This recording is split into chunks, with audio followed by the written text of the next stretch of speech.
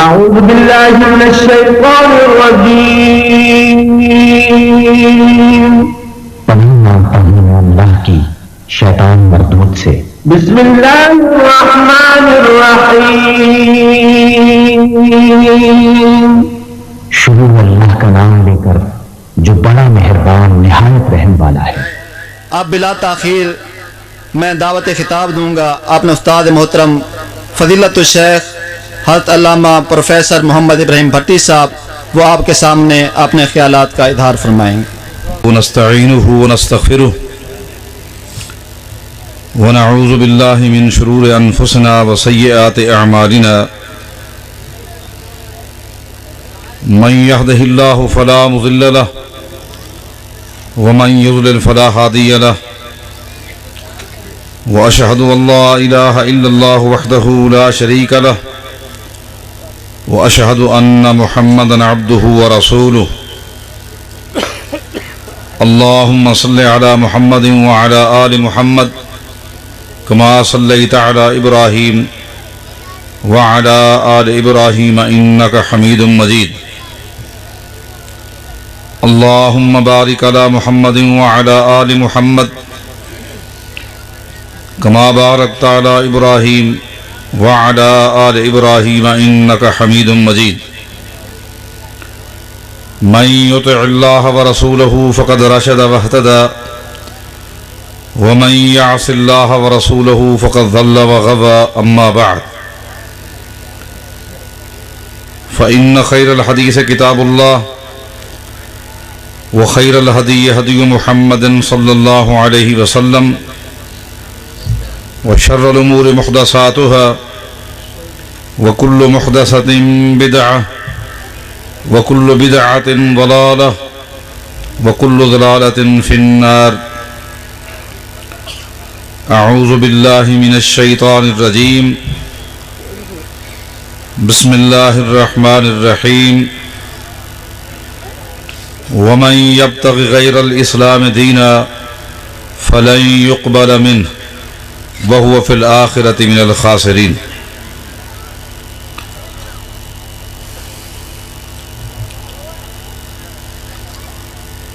واجب الاحترام علماء کرام، بزرگان دین، نوجوان ساتھیوں،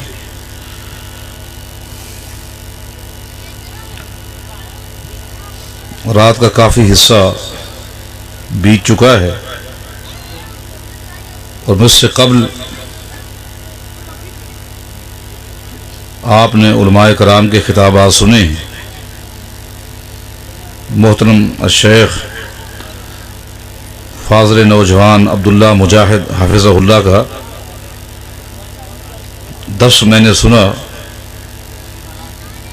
اللہ تعالیٰ ان کی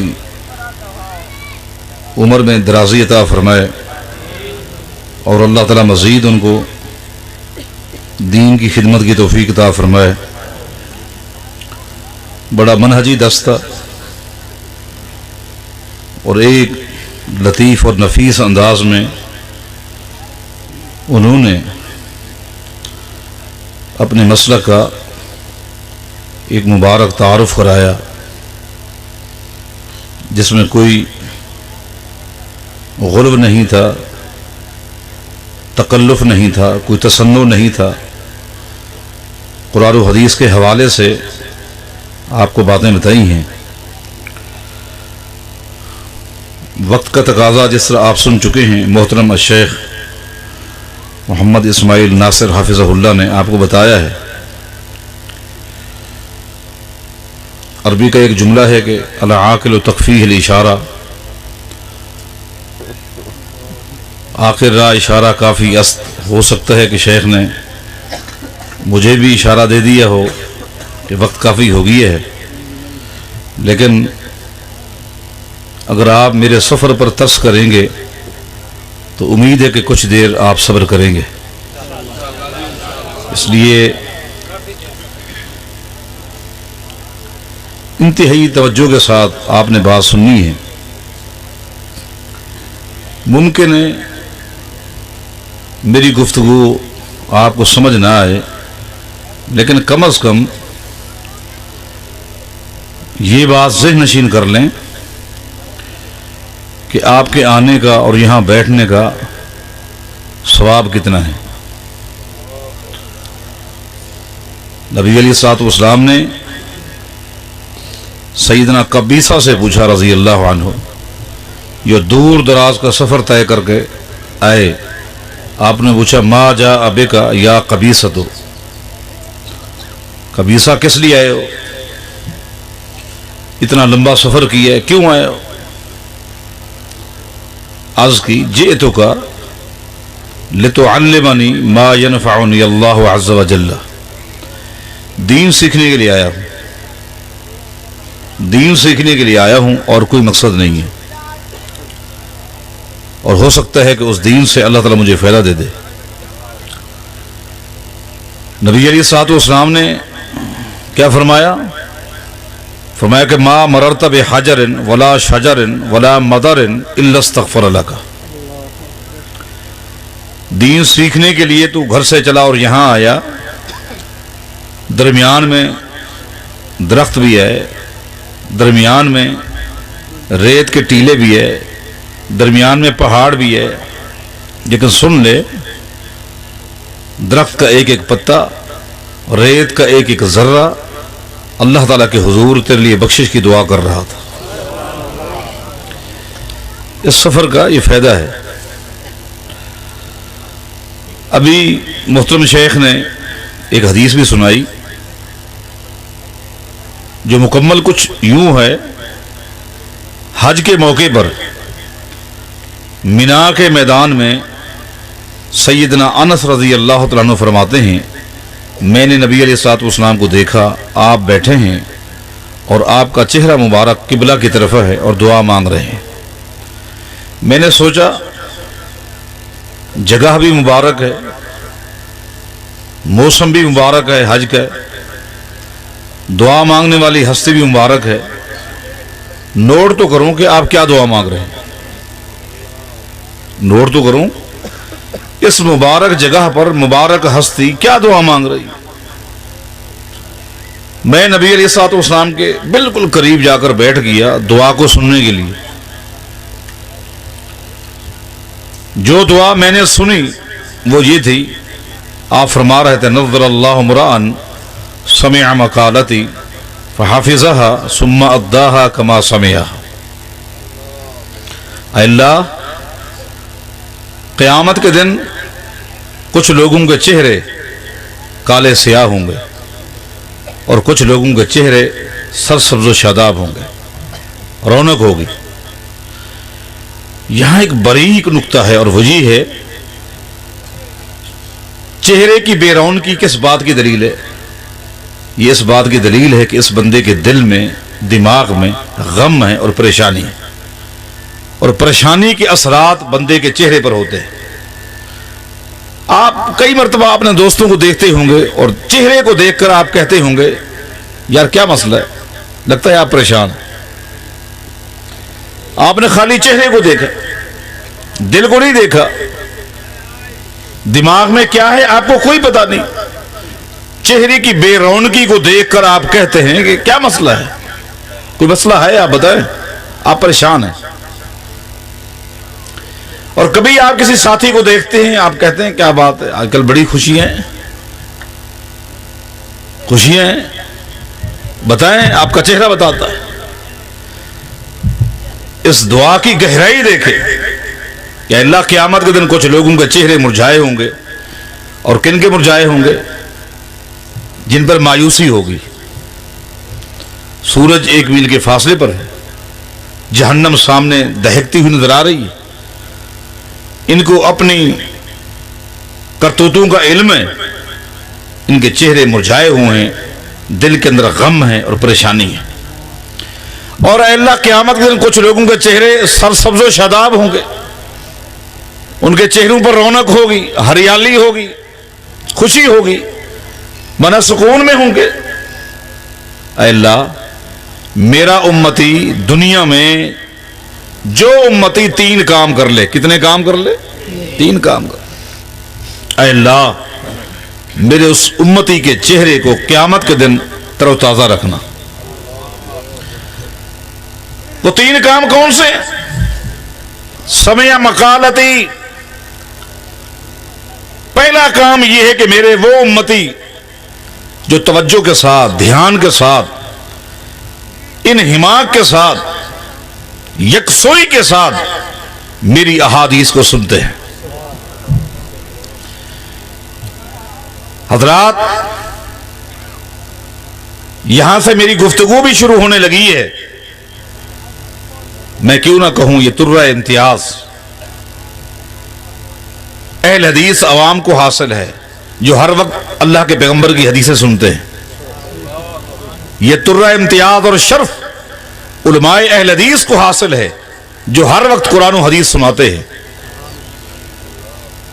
یہ شرف مساجد اہل حدیث کو حاصل ہے جہاں یا قرآن سنایا جاتا ہے یا حدیث سنائی جاتی ہے۔ یہ شرف مدارس اہل حدیث کو حاصل ہے جہاں علماء اور طلباء اٹھ کر پڑھتے ہیں تو قرآن پڑھتے ہیں یا حدیث پڑھتے ہیں۔ کس نے کیا کہا، کس نے کیا کہا، نہیں، اپنا وقت ضائع نہیں کرتے، اپنا وقت برباد نہیں کرتے۔ اللہ پہلا کام یہ سمع مقالتی، میری حدیثوں کو سننے والے بن جائے۔ اہل حدیث کے علاوہ یہ شرف کسی اور کی نہ مسجد کو حاصل ہے، نہ مدرسے کو، نہ کانفرنس کو، نہ جلسے کو۔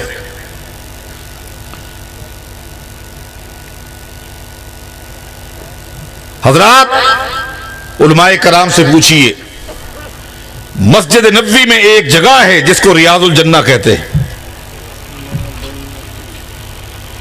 ہر شخص جب مسجد نبوی میں داخل ہوتا ہے اس کی چاہت ہوتی ہے، اس کی خواہش ہوتی ہے، اس کی تمنا ہوتی ہے کہ ریاض الجنہ میں مجھے نماز پڑھنے کا موقع مل جائے، ریاض الجنہ میں مجھے دعا مانگنے کا موقع مل جائے، ریاض الجنہ میں مجھے تلاوت قرآن کا موقع مل جائے، ریاض الجنہ میں بیٹھ کر دعا مانگنے کا موقع مل جائے۔ حضرات، یہ ریاض الجنہ، فرمایا کہ ما بین بیتی و منبری روضۃ من ریاض الجنہ، لوگوں میرے منبر سے لے کر سیدہ عائشہ رضی اللہ تعالیٰ عنہ کی حجرہ تک یہ جو جگہ ہے یہ جنت کا باغیچہ ہے۔ میں پوچھتا ہوں پوری مسجد نبوی کے مقابلے میں خاص شرف اور فضیلت اس جگہ کو کیوں حاصل ہے؟ میرا سوال ہے۔ مسجد نبوی تو بہت ساری ہے، اس جگہ کو یہ اعزاز کیوں حاصل ہے، کیوں شرف حاصل ہے؟ جائیے علماء سے پوچھئے، ایک ہی جواب دیں گے کہ مسجد نبوی تو بہت ساری ہے۔ نبی اسلام کے دور میں مسجد نبوی میں نماز ہوتی تھی، جمعہ کی نماز، دوسری نمازیں، سب کچھ، مگر اس جگہ کو شرف اس لیے حاصل ہے یہاں نبی علیہ السلام بیٹھ کر صحابہ کرام کو قرآن و حدیث کا درس دیا کرتے تھے، قرآن و حدیث کا درس دیا کرتے تھے۔ معلوم ہوا جس جگہ قرآن و حدیث کو سنایا جائے اور سنا جائے تیسری کوئی چیز نہیں ہے، کسی کی رائے، کسی کا قیاس، کسی کا قول نہیں، قرآن و حدیث۔ جہاں قرآن و حدیث سنایا جائے، سنا جائے، اس جگہ کو شریعت نے کیا کہا ہے؟ علماء سے پوچھے۔ نبی اسلام کا فرمان ہے اذا مررتم بروضۃ من ریاض الجنۃ فارتعوا۔ حسن درجے کی یہ روایت ہے، فرمایا کہ جب تم میں سے کوئی شخص، امت کو فرمایا، تم میں سے جب کوئی شخص جنت کے باغیچوں میں سے کسی باغیچے سے گزرے تو کچھ کھا پی لیا کرو۔ جنت کا باغیچہ، عام حکم ہے جب تمہارا گزر جنت کے باغیچوں میں سے کسی باغیچے سے ہو تو کچھ کھا پی لیا کرو۔ صحابہ کرام متحیر، حیران، دنیا میں جنت کے باغیچے اور ہمارا گزر ہو اور ہم کچھ کھا پی لیں۔ پوچھ لیا یہ جنت کے باغیچے کیا ہیں کہ وہاں سے ہم کچھ پھل کھا لیا کریں، جنت کے پھل۔ نبی علیہ السلام نے کیا فرمایا؟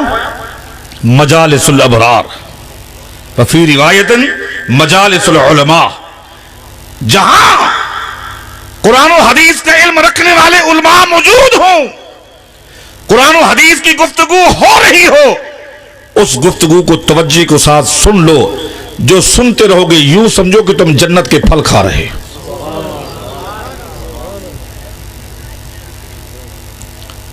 سمع مقالتی، اللہ جو میری حدیثوں کو سننے والا ہو، یاد کرنے والا ہو، اور جب جائے ان باتوں کو آگے تک پہنچانے والا ہو۔ جو شخص یہ 3 کام کر لے اس کے چہرے کو سرسبز و شاداب رکھنا۔ میں نے عرض کی یہ مجلس عام مجلس نہیں ہے، مبارک مجلس ہے۔ اللہ ہم سب کو دین کے سمجھنے کی توفیق عطا فرمائے اور اس پر عمل پیرا ہونے کی توفیق عطا فرمائے۔ آئیے میں صحیح مسلم کے حوالے سے اور دوسری کتب کے اندر بھی یہ بڑی مشہور حدیث ہے، ایک حدیث سناتا ہوں، بڑی مشہور حدیث ہے۔ جب حدیث میں شروع کروں گا اکثر دوستوں کو فوراً ہی پتہ چل جائے گا کہ یہ کون سی حدیث ہے۔ اس حدیث کے راوی سیدنا عمر بن خطاب ہے رضی اللہ عنہ۔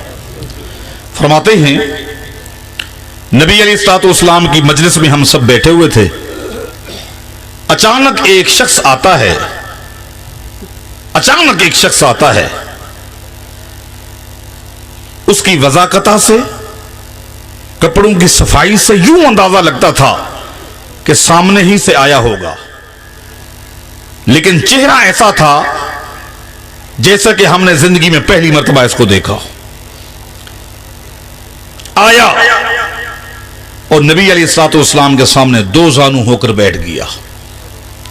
صحابہ کرام بیٹھے ہیں اور لگاتار نبی علیہ الصلوۃ والسلام سے سوالات کرنے لگا، اور بڑی حیرت کی بات یہ ہے کہ سوال کرتا، مثلا اس نے پوچھا مل اسلام ہو، اسلام کسے کہتے ہیں، اسلام کی کیا تعریف ہے، سوال کیا اس نے۔ نبی علیہ الصلوۃ والسلام نے اسلام کی تعریف کی کہ یہ ہے اسلام کی تعریف۔ سننے کے بعد کہتا ہے صدقتا، اے اللہ کے پیغمبر بالکل آپ نے صحیح جواب دیے ہے، اسلام کی یہی تعریف بنتی ہے۔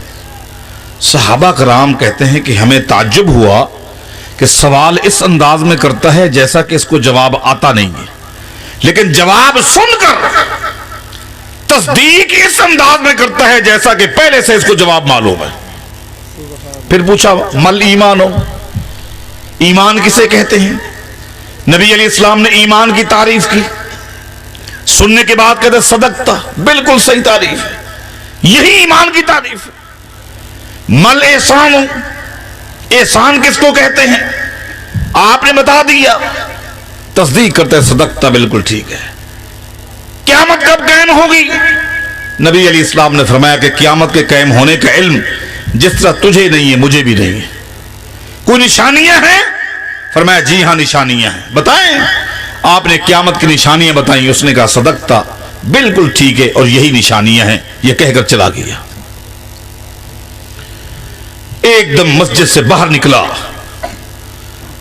نبی علیہ الصلوۃ والسلام نے صحابہ کرام کو عمومی طور پر ایک روایت میں آتا ہے حکم دیا کہ اس سائل کو جس نے سوالات کیے تھے اس کو دوبارہ میرے پاس لے کر آؤ۔ کب کہا؟ جب وہ مسجد نبوی کے دروازے کو کراس کر چکا، اسے واپس لے آؤ۔ صحابہ کرام اٹھ پڑے، کسی نے اس طرف کسی نے اس طرف دیکھا، لیکن وہ آن کی آن میں غائب ہو گیا۔ واپس آ گئے، پتہ نہیں کہاں گیا. فرمایا بیٹھ جاؤ. اتدرون من السائل, جانتے ہو یہ سائل کون تھا؟ نہیں ہم تو نہیں جانتے. فرمایا کہ ذاک جبریل ہو, یہ جبریل علیہ السلام تھے. اگلی بات سنیے, فرمایا کہ اتاکم لیعلمکم دینکم. اتاکم, آج جبریل تمہارے پاس آئے تھے. کن کے پاس آئے تھے؟ تمہارے پاس ہے. اتاکم, تمہارے پاس آئے تھے. کیوں آئے تھے؟ لیعلمکم دینکم, تمہیں تمہارا دین سمجھانے کے لیے آئے تھے. حضرات, جبریل انسانی شکل میں آئے,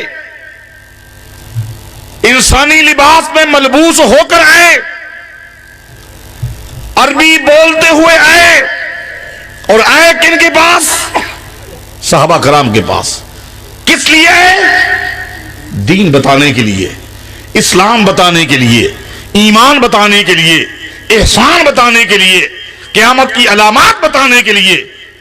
میرا یہاں ایک سوال ہے, جب جبریل صحابہ کے پاس آئے, صحابہ کو دین بتانے کے لیے آئے, تو کھڑے ہو کر صحابہ کو خود دین کیوں نہیں بتایا؟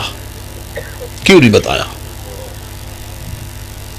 صحابہ کرام کو خود دین کیوں نہیں بتایا کہ یہ اسلام کی تعریف ہے, یہ ایمان کی تعریف ہے, یہ احسان کی تعریف ہے, یہ قیامت کی علامات ہے؟ کھڑے ہو کر خود کیوں نہیں بتایا؟ جاؤ علماء سے اس سوال کا جواب تلاش کرو. میں اس سوال کا ایک جواب دیتا ہوں, اس جواب سے ہٹ کر کوئی جواب ہے تو لاؤ. اس سوال کا جواب یہ ہے, جبریل نے خود کھڑے ہو کر اس امت کو دین نہیں بتایا. کیوں؟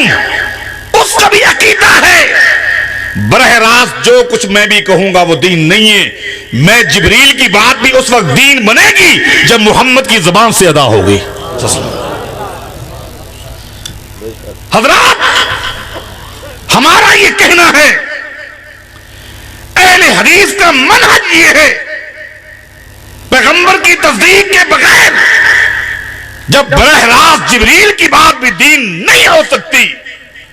جبریل کے علاوہ کون ہے دنیا کا شخص پیغمبر کی تصدیق کے بغیر جس کے قول کو بھی دین بنا لے, جس کے فعل کو بھی گرا لے؟ نہیں ہے, کوئی دین نہیں ہے. یا ایھا النبی انا ارسلناک شاہدا, اے نبی صلی اللہ علیہ وسلم ہم نے آپ کو گواہ بنایا ہے. کیا بنایا ہے؟ میں آپ سے پوچھتا ہوں, عدالت میں جج کے سامنے مقدمہ جاتا ہے, مقدمہ دو آدمیوں کے درمیان ہوتا ہے, ایک مدعی ہے اور ایک مدعا. گواہ جو ہے نہ وہ فریق اول ہے نہ فریق ثانی ہے. گواہ نہ مدعی ہوتا ہے نہ فریق اول ہے نہ فریق ثانی ہے. گواہ کا کام عدالت میں خالی تصدیق کرنا ہوتا ہے. کیا کرنا ہوتا ہے؟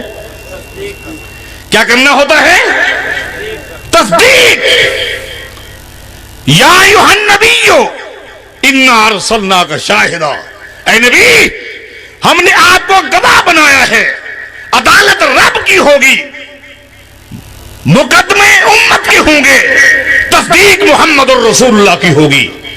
جس شخص کی نماز کی تصدیق اللہ کے پیغمبر کریں گے اللہ اس نماز کو قبول کرے گا. بغیر تصدیق کے نہ کسی کا عقیدہ قبول ہے نہ عبادت قبول ہے.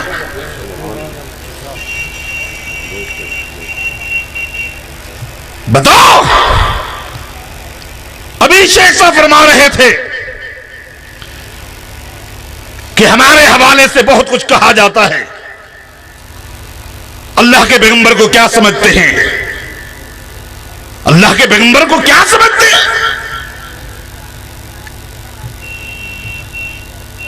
بڑا بھائی, ہم میں سے کسی نے آج تک اپنے بڑے یا چھوٹے بھائی کو نبی نہیں کہا. بلکہ سنیے, عظمت کے لحاظ سے, مقام کے لحاظ سے, فضیلت اور شان کے لحاظ سے اگر کوئی شخص اللہ کے پیغمبر کو جبریل کے برابر سمجھتا ہے وہ بھی کافر ہے. کسی صحابی کے بارے سمجھتا ہے, کسی تابعی کے برابر سمجھتا ہے, کسی امام کے برابر سمجھتا ہے, کسی فقیہ کے برابر سمجھتا ہے, کسی ولی کے برابر سمجھتا ہے, وہ بھی کافر ہے. مسلمان وہ ہے جس کا عقیدہ ہو پوری کائنات کو ترازو کے ایک پلڑے میں رکھ دیا جائے. آمنہ کے لال مکے کے درہ یتیم محمد الرسول اللہ کو دوسرے پلڑے میں رکھ دیا جائے. پوری خلائق کا پلڑا ہلکا ہے, میرے پیغمبر کا پلڑا بھاری.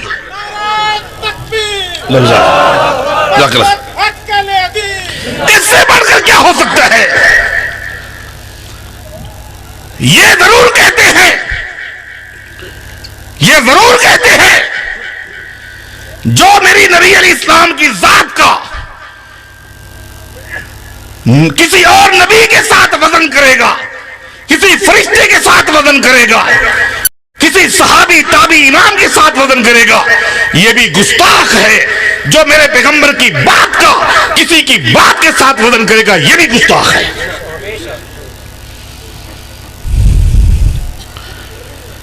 اللہ کے بندو,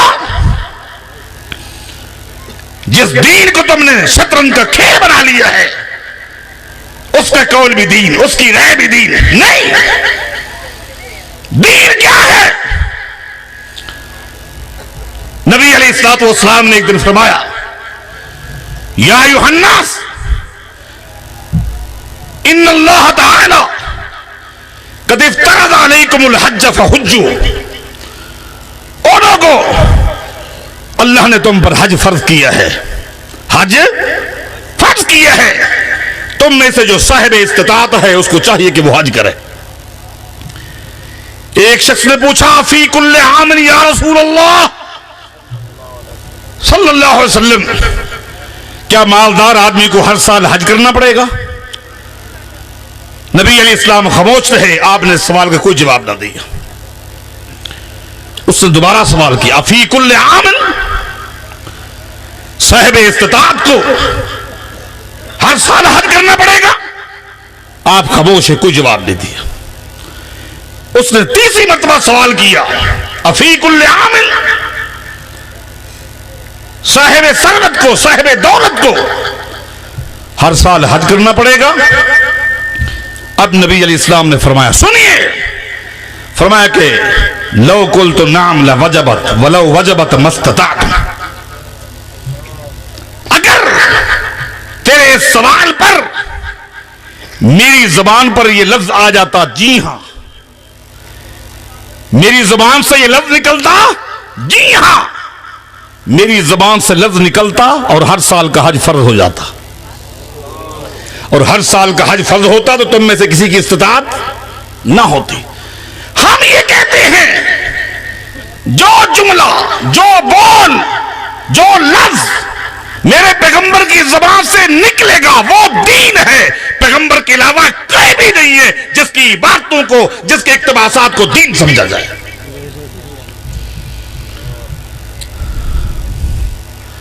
یہ ہے دین.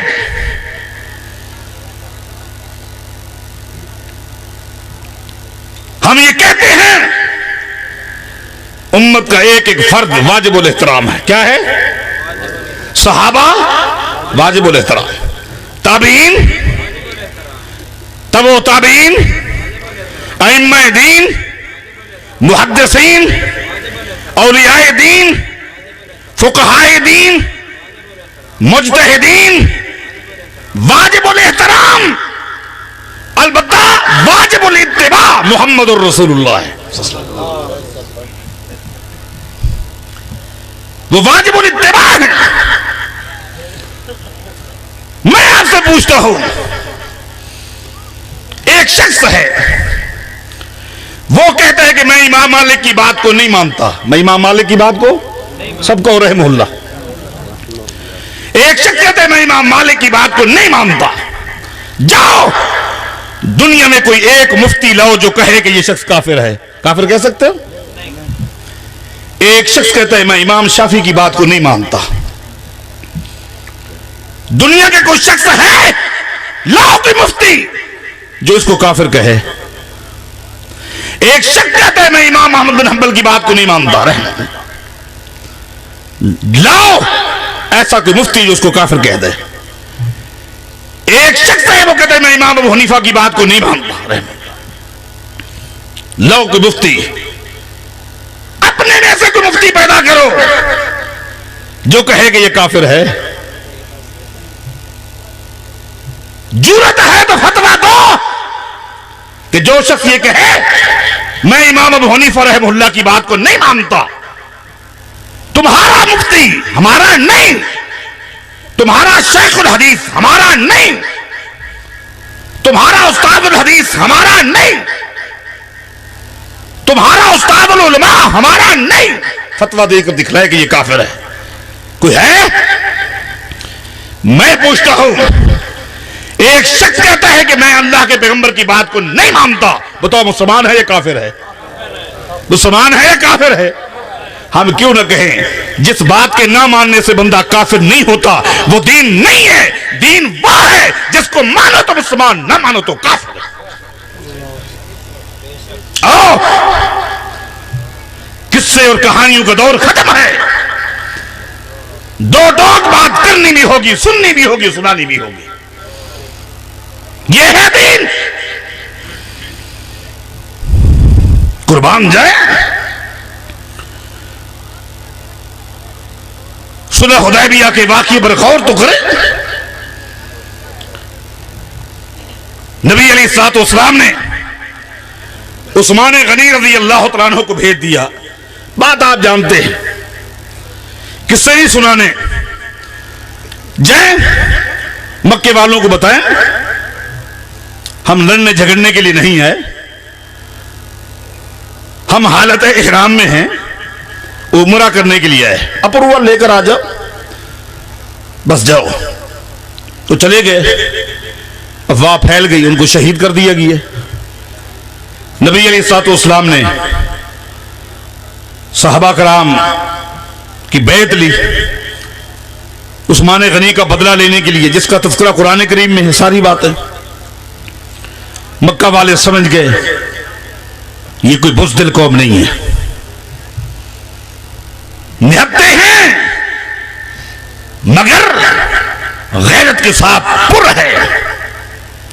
सुलह की ना, और सुलह में अजीब शरायत रखी है, अजीब मक्का वालों ने। वो क्या कि पहली शर्त यह है कि इस साल आप उम्रा नहीं करेंगे, अगले साल आएंगे। बताओ, 350 मील का सफर तय करके सहाबा कराम आ चुके हैं अल्लाह के पैगंबर इस्लाम के साथ। अब हुदैबिया का कुआं, जिसको आजकल शुमैसी कहते हैं, जिद्दा से जब आप मक्का जाते हैं शुमैसी का बोर्ड आता है। हुदैबिया के कुआं और मक्का मुकरमा के दरमियान सिर्फ 19 मील का सफर है। कितना? सिर्फ 19 मील। आ चुके हैं, बताओ। मगर मक्का वालों ने कहा कि शर्त यह है इस साल आप वापस जाएं बगैर उम्रे के, अगले साल करेंगे। नबी अलैहिस्सलाम ने इस शर्त को कबूल कर लिया। एक और शर्त लगाई कि आज के बाद मक्का से जो भागकर मदीना जाएगा आप हमारे पास वापस भेजेंगे, लेकिन तुम्हारे मदीना से अगर कोई भागकर मक्का आएगा तो हम वापस नहीं करेंगे। बताओ, इस्लाम ने कबूल कर लिया। शरीयत लिखी गई, दस्तखत हो गए, सब कुछ हो गया। नबी अलैहिस्सलाम अपने खैमे में हैं, सैयदना उमर बिन खत्ताब रज़ी अल्लाह अन्हु खैमे में पहुंच गए। अर्ज करते हैं, अलसना अलल हक या रसूल अल्लाह, अल्लाह के रसूल सल्लल्लाहु अलैहि वसल्लम, क्या हम हक पर नहीं हैं? काला भला, जी हां उमर, हम हक पर हैं। अलैसु अलल बातिल, मक्का के काफिर बातिल नहीं है, जी हां झूठे हैं। अर्ज यह है कि अगर हम इनके हाथों मारे जाए तो कहां? फरमाया कि जन्नत में। ये हमारे हाथों मारे जाए तो कहां? फरमाया जहन्नम में। سیدنا عمر نے صرف اتنا کہا، پھر یہ صلح کیسی ہے؟ یہ صلح کیسی ہے؟ عقل کے خلاف ہے، عقل کے ذہن کے خلاف ہے. اتنا کہا. نبی علیہ السلام نے کیا جواب دیا؟ سنیے. فرمایا کہ یبن الخطاب انی رسول اللہ. او خطاب کے بیٹے، میں اللہ کا رسول ہوں. کیا مانا؟ عمر تو ذہین ہے، تو عقیل ہے، تو فطین ہے، سب کچھ ہے، لیکن تیرا یہ جملہ، تیری یہ ذاتی رائے ہے، اور جو میں نے فیصلہ کیا ہے بحیثیت رسول کے کیا ہے، یہ آسمانی فیصلہ ہے.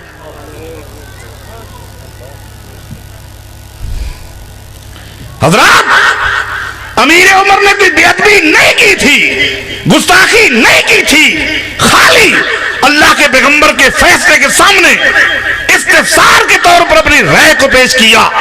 اس کے بعد اتنا پچھتائے، اتنا افسردہ رہے. امیر عمر فرماتے ہیں کہ اس کے بعد بڑی بڑی لڑائیوں میں میں شریک ہوا، بڑے بڑے مارکوں میں میں شریک ہوا. نیت یہ تھی، ہو سکتا ہے کہ آج کے کارنامے کی وجہ سے اللہ میری اس غلطی کو معاف کر دے. حضرات، استفسار کے طور پر ایک شخص میرے پیغمبر کے فیصلے کے مقابلے میں ایک رائے کو رکھتا ہے، رجوع بھی کر لیتا ہے، مگر زندگی بھر پچھتاتا ہے اور قربانیاں دیتا ہے تاکہ وہ غلطی دور ہو جائے. اور آج میرے پیغمبر کی صراحت کے ساتھ حدیث کے مقابلے میں رائے کو لیا جائے اور میری پیغمبر کی حدیث کو پاؤں کے نیچے لتاڑا جائے. بتاؤ یہ دین ہے؟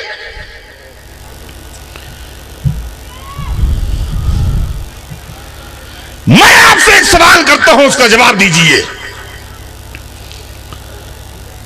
ابو لہب میں اور سیدنا ابو بکر صدیق میں کیا فرق ہے رضی اللہ عنہ؟ کیا فرق ہے؟ کیا فرق ہے؟ ایک ہی فرق ہے، ایک. ابو لہب نے میرے پیغمبر کی ذات کو مانا، میرے پیغمبر کی ذات کو مانا، ولادت کی خبر سن کر لونڈی کو آزاد کر دیا، اپنا گھر میرے پیغمبر کے گھر کے سامنے بنایا. میں نکلتے وقت محمد کو دیکھوں، داخل ہوتے وقت محمد کو دیکھوں. میرا لاڈلا بھتیجا، میرا پیارا بھتیجا، میرا یتیم بھتیجا، میں گھر میں بیٹھا ہوں تو میرے گھر میں آواز آئے تو میرے بھتیجے محمد کی آئے. میری نگاہیں اٹھیں تو چہرہ محمد کا ہو صلی اللہ علیہ وسلم. ابو لہب ہے، میرے پیغمبر کی ذات سے محبت کی، ذات کا احترام کیا، ذات کا ادب کیا، مگر میرے پیغمبر کی بات آئی تو میرے پیغمبر کی بات کو اپنے پاؤں کی نوک کے ساتھ تباہ کر دیا. یہ شخص ہے ذات سے محبت کی، بات کو ردی کی ٹوکری میں ڈالتا رہا. اس کے مقابلے میں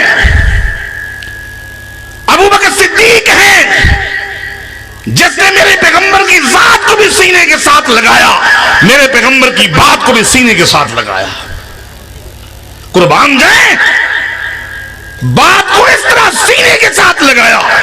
اگر میرے پیغمبر کی بات عقل کے بھی خلاف تھی، عقل کے بھی، مکہ سے باہر آئے ہیں، باہر سے مکہ میں داخل ہو رہے ہیں ابو بکر صدیق رضی اللہ عنہ. پہلا قدم مکہ المکرمہ میں ہے، باہر گئے ہوئے تھے، رات باہر گزاری ہے، آئے فوراً سامنے امیہ مل گیا. ابو جہل کا قلعہ سائلو، اس نے دیکھ لیا کہ ابو بکر صدیق باہر سے آ رہے ہیں. رات جو کچھ ہوا اسے پتا نہیں ہے، روک لیا اور کہا ابو بکر رضی اللہ عنہ ایک سوال کا جواب دے. ایک شخص ہے وہ کہتا ہے میں رات کو مکہ سے چلا اور فلسطین پہنچا، مسجد اقصی پہنچا، جہاں جانے کے لیے سواری پر سوار ہو کر بھی 1 مہینہ لگ جاتا ہے.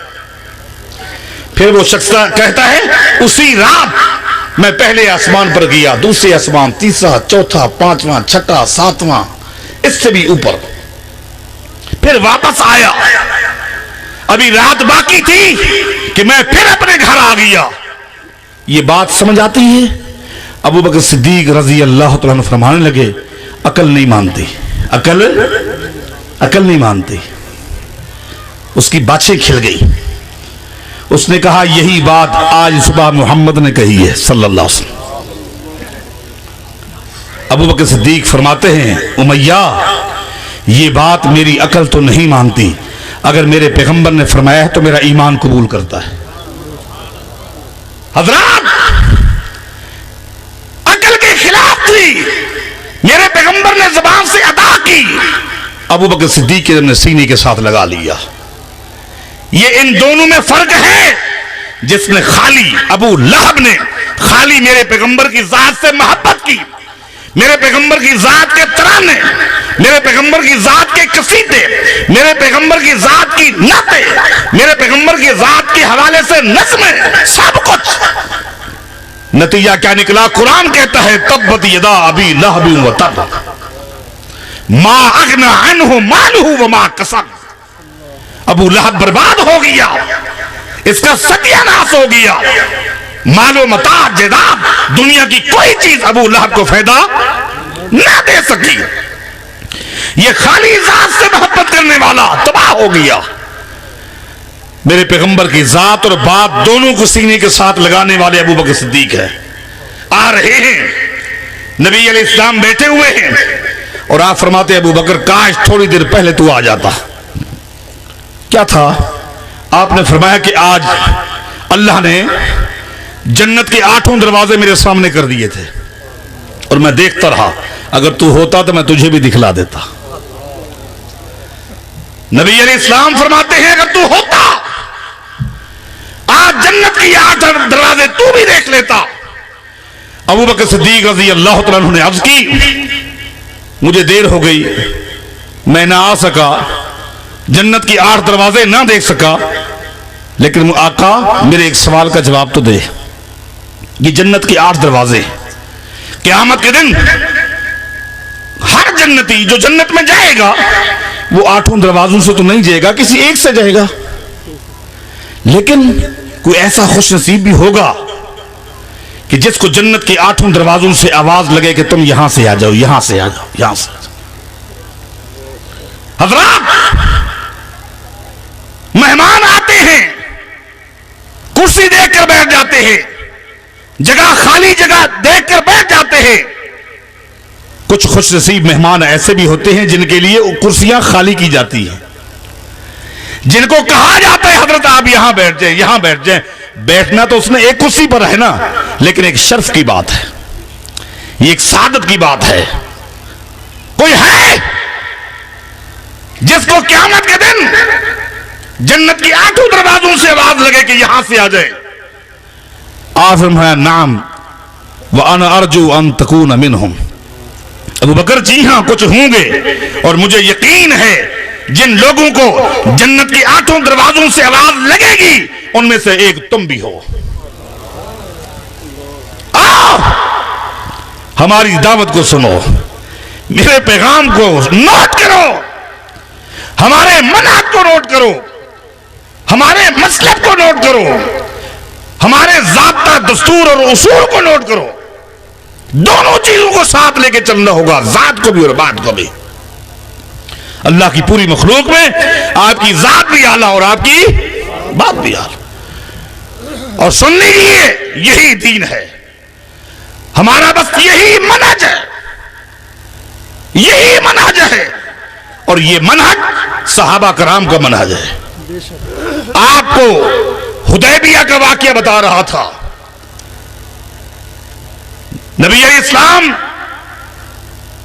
کو بتا دیا گیا کہ عثمان غنی زندہ ہے.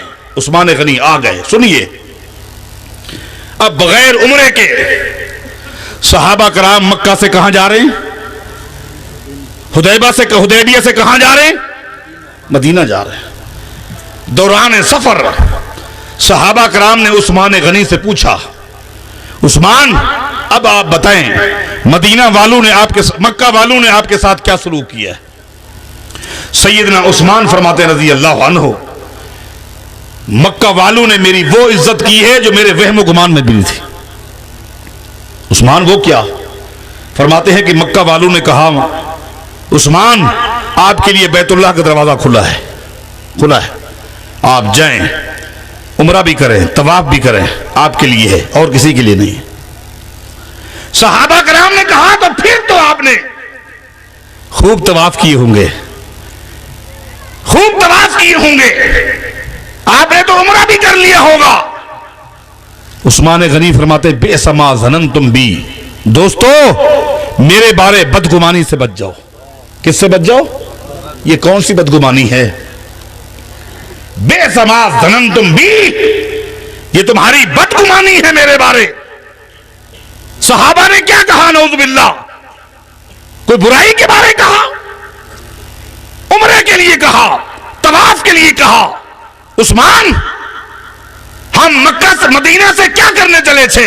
عمرہ کرنے کے لیے، طواف کرنے کے لیے، ہمیں تو موقع نہیں ملا، مکہ والوں نے روک دیا، آپ کے لیے بیت اللہ کا دروازہ کھول دیا، عمرہ بھی کیجئے، طواف بھی کیجئے، پھر آپ نے کیوں نہیں کیا؟ یہ کون سی بدگمانی ہے؟ سنیے، ہمارے منہج کو نوٹ کیجئے اور دین کو کھیل مت بنائیے۔ فرماتے ہیں او ساتھیو، ہم مدینہ سے عمرے کے لیے آئے تھے، یقیناً آئے تھے، لیکن حدیبیہ سے مجھے اللہ کے پیغمبر نے عمرے کے لیے نہیں بھیجا تھا، عمرے کی اجازت کے لیے بھیجا تھا۔ اللہ کے پیغمبر نے مجھے یہ نہیں بھیجا تھا کہ جاؤ عمرہ کرو، طواف کرو، اجازت کے لیے بھیجا تھا۔ یہ تو ایک دن کی بات تھی۔ واللہ لو مکست بہا سنتن ورسول اللہ بالحدیبیۃ ما طفت بہا حتی یطوف رسول اللہ۔ اللہ کی قسم، یہ تو ایک دن کا موقع ملا اور میں نے عمرہ نہ کیا، طواف نہ کیا۔ اللہ کی قسم، عثمان کو بیٹھے بیٹھے ایک سال بھی گزر جاتا، اس وقت تک طواف نہ کرتا جب تک کہ محمد مصطفیٰ نہ کرتے۔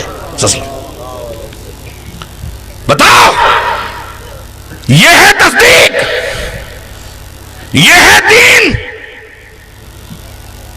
آپ دین کس کو بنا دیا گیا؟ کس کو دین سمجھا؟ خود ساختہ فارمولے، اصول، اس میں کیا حرج ہے، اس میں کیا حرج ہے؟ قربان جائیں، امام مالک رحمہ اللہ کے پاس ایک شخص آتا ہے اور اس نے آ کر کہا میں عمرے کے لیے جا رہا ہوں۔ آپ کو پتا ہے کہ امام مالک مسجد نبوی کے امام اور خطیب ہیں۔ اس نے کہا کہ میں عمرے کے لیے جا رہا ہوں، آپ سے پوچھنے کے لیے آیا ہوں کہ احرام کہاں سے باندھوں؟ امام مالک رحمہ اللہ فرماتے ہیں ذوالحلیفہ سے احرام جا کر باندھو، مدینہ منورہ سے باہر آئیے، 12 میل کے فاصلے پر یہ جگہ ہے جس کا نام ذوالحلیفہ ہے۔ کچھ دن پہلے اس کو بئر علی کہتے تھے اور آج کل آبار علی کہتے ہیں۔ یہ وہ جگہ ہے جہاں جنگ خندق کا واقعہ پیش آیا تھا۔ نبی علیہ السلام نے یہیں سے احرام باندھا تھا، عمرہ اور حج ترتیب یہی تھی۔ امام مالک رحمہ اللہ فرماتے ہیں ذوالحلیفہ سے جاؤ اور احرام باندھو۔ اس شخص نے کیا کہا؟ اس شخص نے کہا کہ میری خواہش کچھ اور ہے، میری خواہش کچھ اور ہے۔ تیری کیا خواہش ہے؟ اس شخص نے کہا کہ میری خواہش یہ ہے میں مسجد نبوی کے دروازے پر کھڑے ہو کر احرام باندھوں۔ مسجد نبوی ذوالحلیفہ سے 12 میل پہلے ہے، مسجد نبوی کے دروازے پر کھڑے ہو کر احرام باندھوں اور یہاں سے تلبیہ لبیک اللہم لبیک کہتا ہوا چل پڑو۔ میری خواہش یہ ہے۔ پہلے یہ بھی سن لے، ذوالحلیفہ جہاں سے نبی علیہ السلام نے احرام باندھا تھا، وہاں نماز پڑھنے کی فضیلت مجھے کہیں نہیں ملی۔ عام جس طرح ایک نمازی نماز پڑھتا ہے جماعت کے ساتھ 27 نمازوں کا ثواب ملتا ہے، اسی طرح ذوالحلیفہ ہے۔ جس جگہ کی خواہش اس نے ظاہر کی وہ مسجد نبوی ہے۔ صحیح حدیث کے مطابق مسجد نبوی کی ایک نماز 1000 نماز سے بہتر ہے۔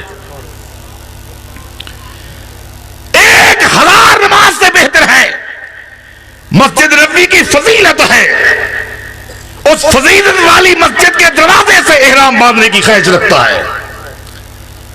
قربان جائے، امام مالک رحمہ اللہ نے اس کو کہا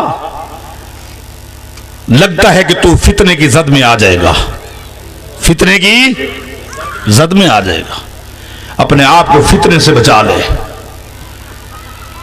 فتنے سے بچا لے۔ سنیے، یہ کون سا فتنہ ہے؟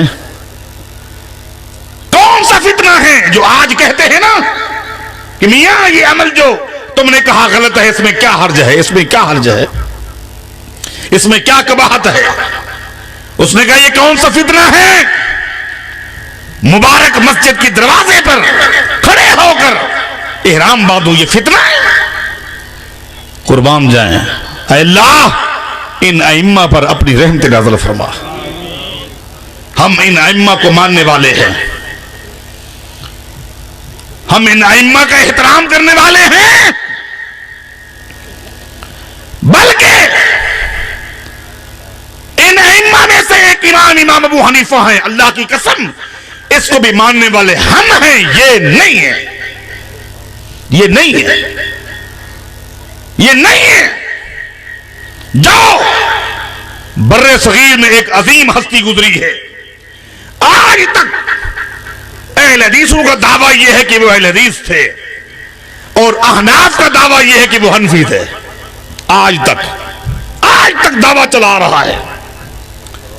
شاہ ولی اللہ محدث دہلوی رحمہ اللہ، احناف کہتے ہیں وہ حنفی تھے، اہل حدیث کہتے ہیں وہ اہل حدیث تھے۔ ان کی کتاب اٹھو، اقد الجید، کتاب کا نام کیا ہے؟ اقد الجید۔ اقد کسے کہتے ہیں؟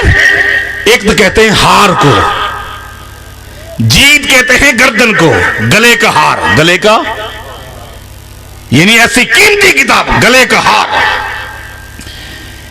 شاہ ولی اللہ محدث دہلوی رحمہ اللہ نے کتابوں کے نام بھی یاد رکھا کرو۔ اقد الجید کے اندر ایک عبارت لکھی ہے کہ ایک دن امام ابو حنیفہ رحمہ اللہ سے پوچھا گیا، امام صاحب یہ بتائیں، اذا قلت قولا یخالفہ کتاب اللہ ہے، امام صاحب اگر آپ کی زبان سے کوئی ایسا جملہ نکلے جو قرآن کے خلاف ہو، ہم کیا کریں؟ اس جملے کو مانیں یا قرآن کو مانیں؟ کیا کریں؟ امام ابو حنیفہ رحمہ اللہ فرماتے اترکوا قولی بکتاب اللہ ہے، اگر میرا کوئی جملہ، میری کوئی بات، میری کوئی رائے، میرا کوئی مشورہ، میرا کوئی فتویٰ، میرا کوئی فیصلہ قرآن کی آیت کے خلاف ہو، میری رائے کو چھوڑ دینا، قرآن کو سینے کے ساتھ لگا لینا۔ حضرات، اس شخص نے پھر دوسرا سوال کیا، اذا قلت قولا یخالفہ خبر الرسول، اے امام صاحب وہ بات تو سمجھ آ گئی، اب مجھے یہ بتائیں اگر کوئی بات کہیں آپ اور وہ آپ کی بات اللہ کے پیغمبر کی حدیث کے خلاف ہو تو ہم کیا کریں؟ ایک طرف آپ کی بات ہو، ایک طرف نبی علیہ السلام کا فرمان ہو، ہم کہاں جائیں؟ امام ابو حنیفہ فرماتے ہیں اترکوا قولی بخبر الرسول، اگر میرا کوئی جملہ، میری کوئی بات اللہ کے پیغمبر کی حدیث کے خلاف ہو، میری بات کو ٹھوکر مار دینا، پیغمبر کے فرمان کو سینے کے ساتھ لگا لینا۔ حضرات، اس شخص نے پھر تیسرا سوال کیا، جاؤ کتاب پڑھو، اقد الجید کو پڑھو۔ اس شخص نے تیسرا سوال کیا، اذا قلت قولا یخالفہ قول الصحابی، یہ بتائیں اگر آپ کوئی بات کہیں اور آپ کی بات کسی صحابی کے بات سے ٹکراتی ہو، آپ کا کہنا کچھ ہو، صحابی کا کہنا کچھ ہو، ہم کیا کریں؟ امام ابو حنیفہ رحمہ اللہ فرماتے ہیں اگر میرا قول، میری رائے، میرا فتویٰ، میرا فیصلہ کسی صحابی کے قول سے ٹکرائے، میری رائے کو چھوڑ دو، صحابی کے قول کو لے لو۔ بتاؤ، امام ابو حنیفہ رحمہ اللہ کے ماننے والے ہم ہیں یا تم؟ ہم ماننے والے ہیں۔ تم نے تو یہ کیا، قرآن کی آیت سے بھی اگر فتویٰ ٹکرائے تم تعویل کرتے ہو، قرآن کی حدیث ٹکرائے تو تعویل کرتے ہو، تعویل کر کے حدیث کو تو چھوڑ دیتے ہو، قرآن کو چھوڑ دیتے ہو، لیکن قول کو نہیں چھوڑتے۔ تم نے مانا یا ہم نے مانا؟ کس نے مانا؟ امام مالک کی بات بتا رہا تھا، واپس آئیے، واپس آئیے۔ امتحان کی گھڑیاں کم ہوتی جا رہی ہیں۔ امام مالک رحمہ اللہ نے فرمایا اپنے آپ کو فتنے سے بچا لے، فتنے سے،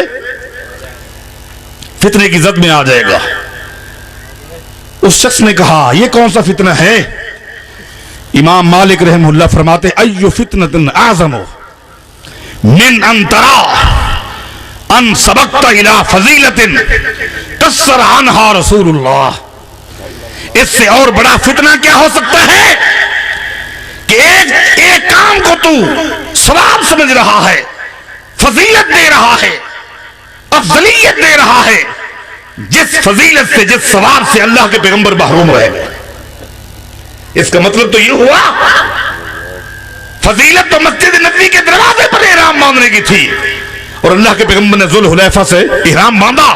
تجھے فضیلت سمجھ آ گئی ہے، یہ فضیلت سمجھ نہیں آئی تو میرے محمد الرسول اللہ کو نہیں، نعوذ باللہ۔ فَلْيَحْذَرِ الَّذِينَ يُخَالِفُونَ عَنْ أَمْرِهِ أَن تُصِيبَهُمْ فِتْنَةٌ أَوْ يُصِيبَهُمْ عَذَابٌ أَلِيمٌ۔ میرے دوستو، میرے بھائیو، دین کو سمجھو کہ دین کیا ہے۔ دین کسی صحابی کے قول کا نام نہیں ہے، کسی صحابی کے فعل کا نام نہیں ہے، عمل کا نام نہیں ہے، تابعی، امام، محدث کسی کے قول کا نام نہیں ہے۔ دین اللہ کے پیغمبر کی سیرت کا نام ہے۔ لَقَدْ كَانَ لَكُمْ فِي رَسُولِ اللَّهِ أُسْوَةٌ حَسَنَةٌ۔ آؤ، صحابہ کرام کے دور میں جو چیز دین تھی آج بھی وہی دین ہے، اور قیامت تک وہی دین رہے گی۔ اس میں نہ کمی ہوگی نہ زیادتی ہوگی۔ دیہاتی آیا اور نبی علیہ الصلوۃ والسلام سے دین کے متعلق باتیں پوچھی،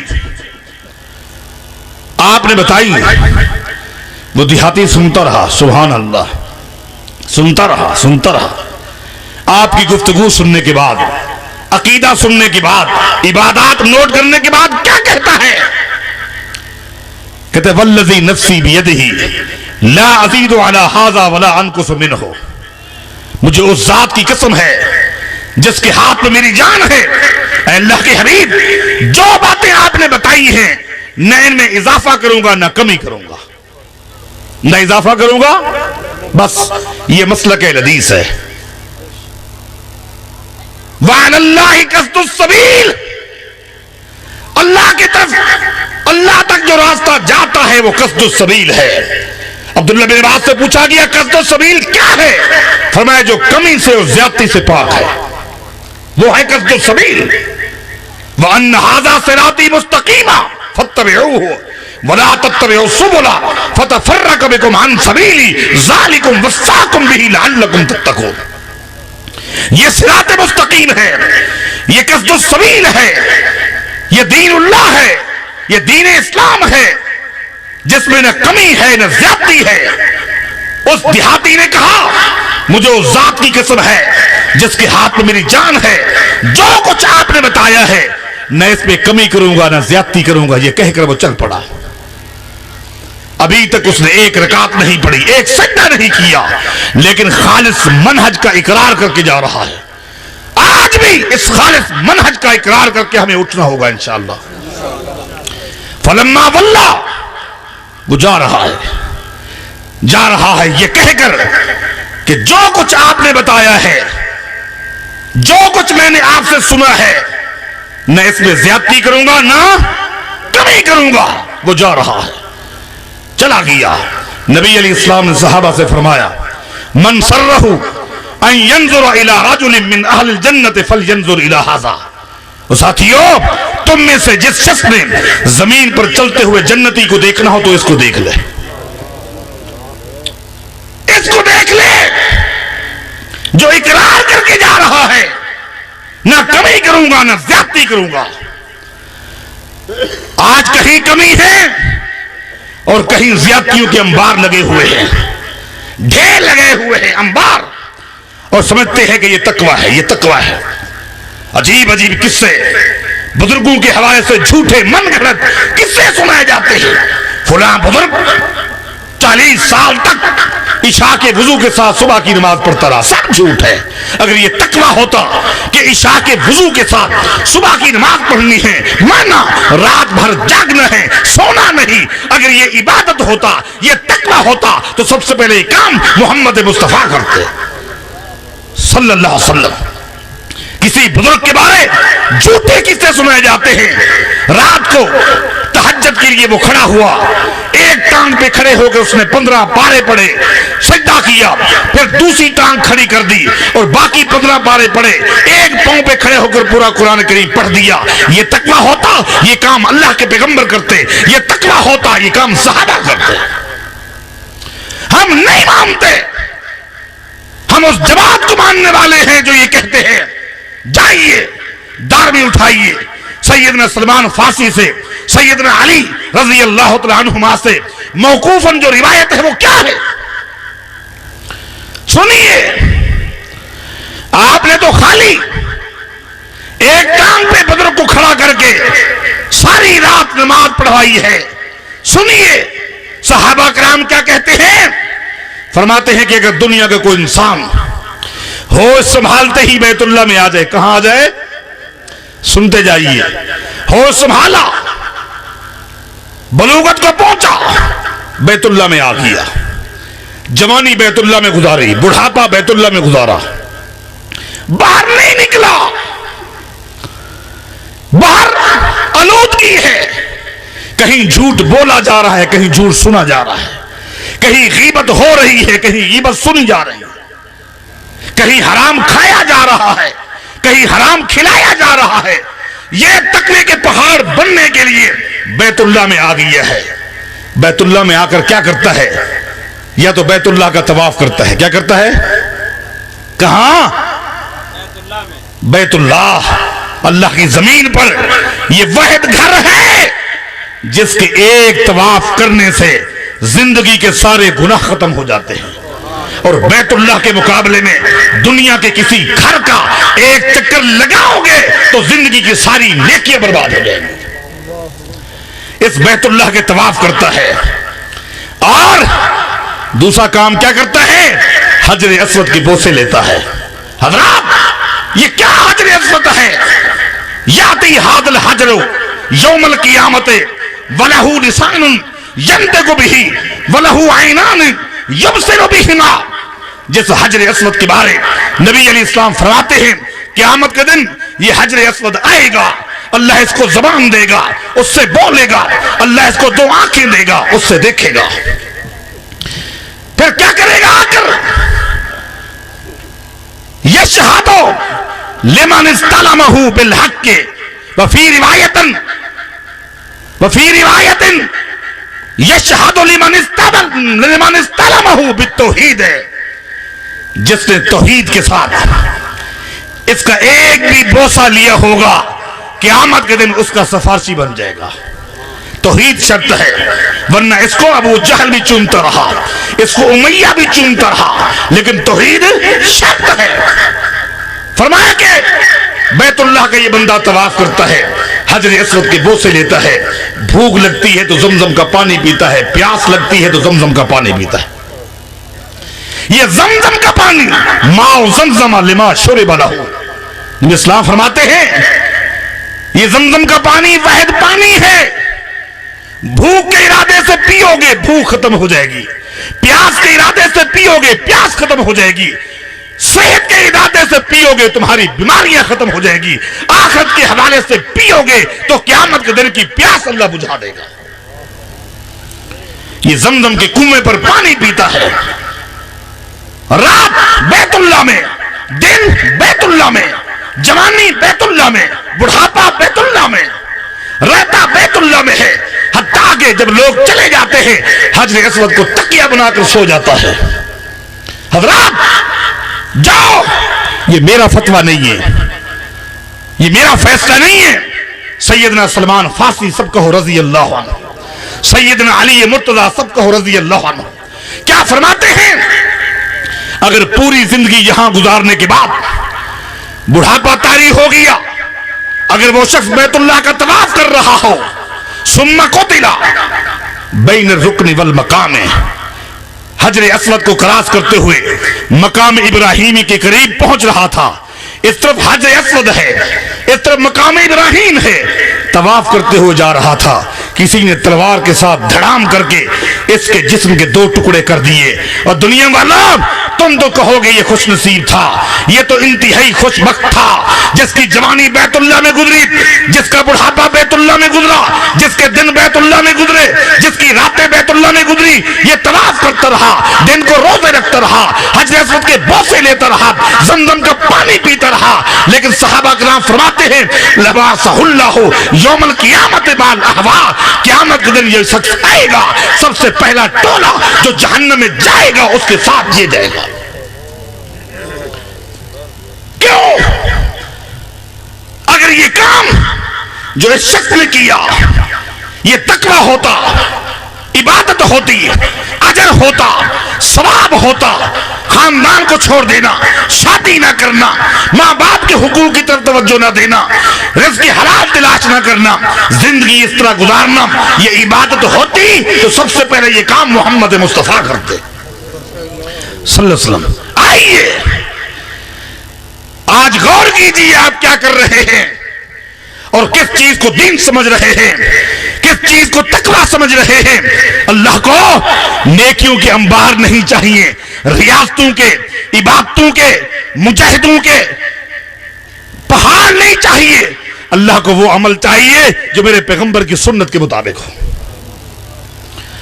آئیے دونوں کا فرق سمجھیے، دونوں کا فرق سمجھیے۔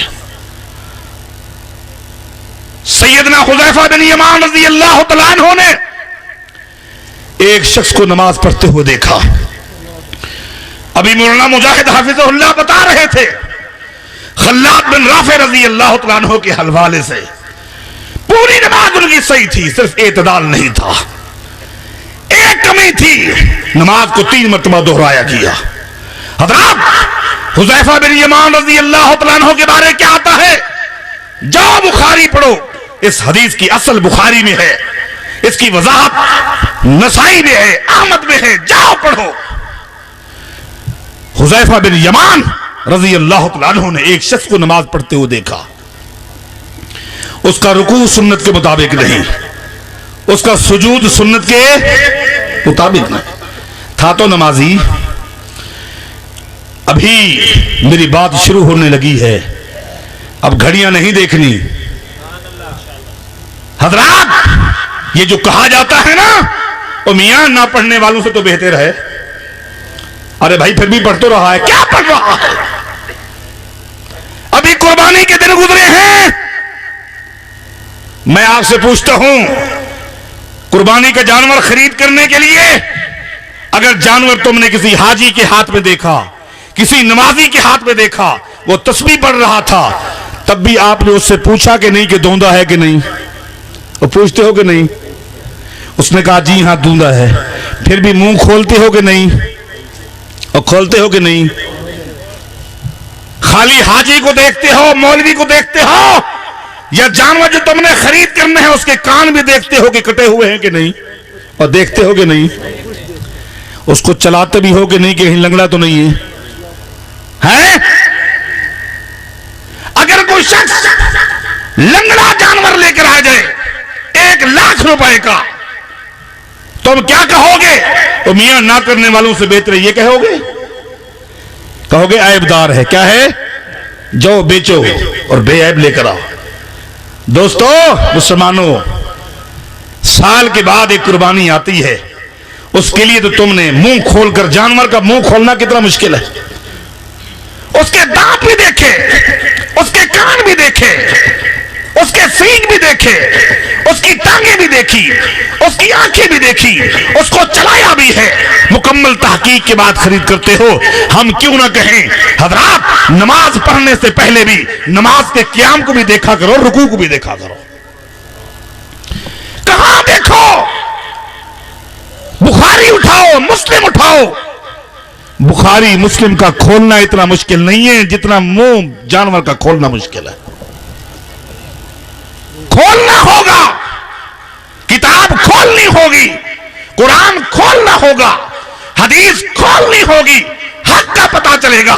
خالی مولوی کے ہاتھ میں قرآن کریم ہے، اس کے ہاتھ میں دے کر یقین نہیں کرنا ہوگا۔ تمہیں پیغمبر انبیاء کے نقش قدم پر چلنا ہوگا۔ وَجَاءُوا عَلَىٰ قَمِيصِهِ بِدَمٍ کذب، یعقوب علیہ السلام کے پاس بیٹے آئے،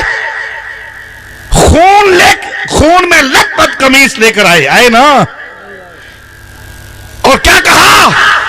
اکلہ الذئب، بابا یوسف کو بھیڑیا کھا گیا ہے، تجھے یقین تو نہیں آئے گا، یہ دیکھ قمیص خون میں لت پت ہے، بابا یوسف کو بھیڑیا کھا گیا۔ حضرات یہ پیغمبر زادے تھے، یہودی نہیں تھے، کافر نہیں تھے، نبی کی اولاد ہے، قمیص ہاتھ میں ہے، لیکن پیغمبر ہوتا ہے۔ پیغمبر نے ان کے ہاتھوں سے قمیص کو لیا اور قمیص کو کھولا، قمیص کو کھولا اور دیکھا کہ قمیص کے کہیں ایک جگہ پر بھی چیتھڑے ٹکڑے۔ فرماتے ہیں کہ بھیڑیا بڑا ذہین تھا، اس نے پہلے میرے یوسف کا قمیص اتارا، ایک سائڈ پہ رکھ دیا، پھر یوسف کا گوشت کھاتا رہا اور یوسف کا خون یوسف کے قمیص پر گراتا رہا۔ ظالمون، اگر میرے بیٹے یوسف کو بھیڑیے نے کھایا ہوتا، میرے یوسف کے قمیص کے کچھ چیتھڑے اس بھیڑیے کے منہ میں گئے ہوتے، کچھ چیتھڑے اور ٹکڑے تمہارے ہاتھ میں ہوتے۔ یعقوب علیہ السلام کو پتہ کب چلا؟ جب قمیص اپنے ہاتھ میں لیا، خود کھولا قمیص کو، پتہ چلا کہ حق کیا ہے، باطل کیا ہے۔ میں یہ کہتا ہوں کہ آؤ اہل حدیث کا پیغام نوٹ کرو۔ آج تک تم نے قرآن کریم کو مولوی کے ہاتھ میں دیکھا ہے، آج تک تم نے بخاری کو مولوی کے ہاتھ میں دیکھا ہے، آج تک مسلم کو تم نے مولوی کے ہاتھ میں دیکھا ہے۔ آج آؤ علاقے والوں، کم قرآن کو خود کھولو، حدیث کو خود کھولو، پتہ چل جائے گا کہ حق کیا ہے اور باطل کیا ہے۔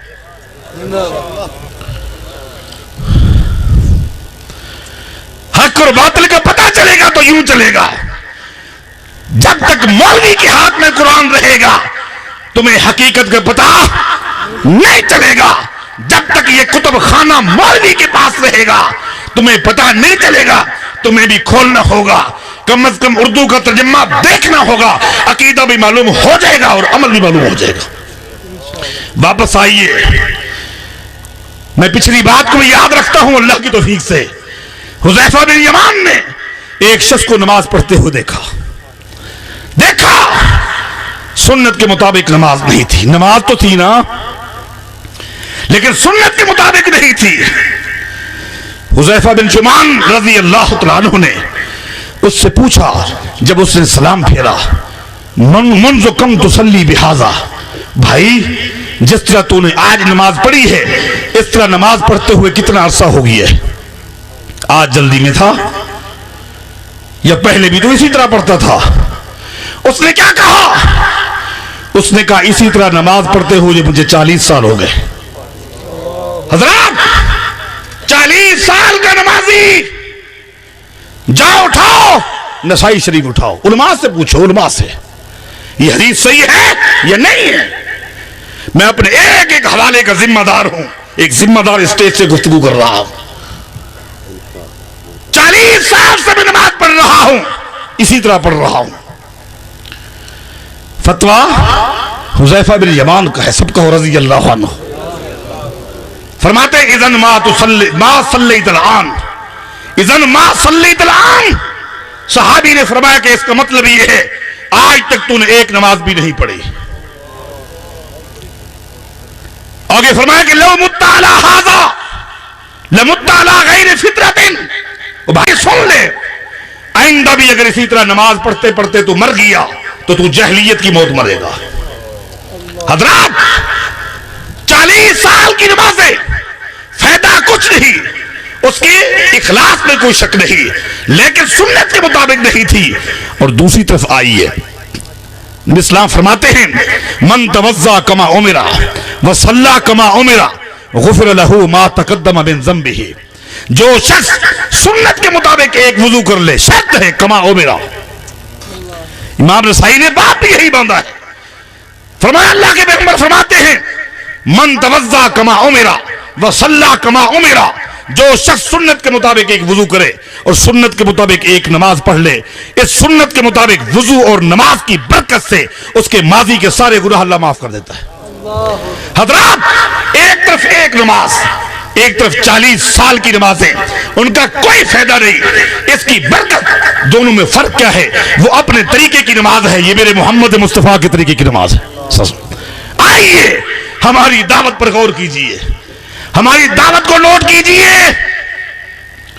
نبی علیہ السلام کی خدمت میں بزرگ صحابی آئے ہوئے ہیں، عمرو بن عاص رضی اللہ تعالیٰ عنہ آئے ہوئے ہیں، عرض کرتے ہیں اے اللہ کے رسول صلی اللہ علیہ وسلم، چند دن پہلے میں نے اپنے بیٹے عبداللہ کی شادی کی ہے، اپنے بیٹے عبداللہ کی شادی کی ہے، کچھ دن گزر گئے ہیں، آج اتفاق سے میں نے اپنی بہو سے پوچھا ہے کہ میرے بیٹے عبداللہ کو تو نے کیسے پایا؟ بہو مہمان ہے، پہلی مرتبہ آئی ہے، یہ سسر کا بھی حق ہے، ساس کا بھی حق ہے، اس کی خیریت لے، کوئی پریشانی کوئی تکلیف، میرے بیٹے کی وجہ سے میں نے اپنی بہو سے پوچھا میرا بیٹا کیسا ہے؟ میری بہو نے بتایا ہے بابا اے چچا عبداللہ تو بہترین آدمی ہے، اچھا آدمی ہے، لیکن اگر آپ نے پوچھ ہی لیا ہے تو ایک بات سن لیں، الا انہ لم یطأ لنا فراشا، یہ الگ چیز ہے کہ جب سے میں عبداللہ کے گھر آئی ہوں آج تک میں نے عبداللہ کو اپنے بستر پر نہیں دیکھا، نیک ہے، سب کچھ ہے، لیکن جب سے میں آپ کے بیٹے کی بیوی بنی ہوں عبداللہ کی، آج تک میں نے عبداللہ کو اپنے بستر پہ نہیں دیکھا۔ بیٹا میری بہو آپ نے کیا نوٹ کیا؟ میرا بیٹا آج تک آپ کے بستر پر نہیں آیا، کیا وجہ ہے؟ بچی نے جواب دیا یصوم النہار ویقوم اللیل، میں تو جب سے آئی ہوں یہی دیکھتی ہوں عبداللہ دن کو روزے رکھتا ہے اور رات بھر قیام کرتا ہے، آج تک نہ دن کا روزہ ٹوٹا نہ رات کا وضو ٹوٹا، میں نے اپنے بستر پہ نہیں دیکھا۔ حضرات یہ دن بھر روزے رکھنے والا کون؟ عبداللہ۔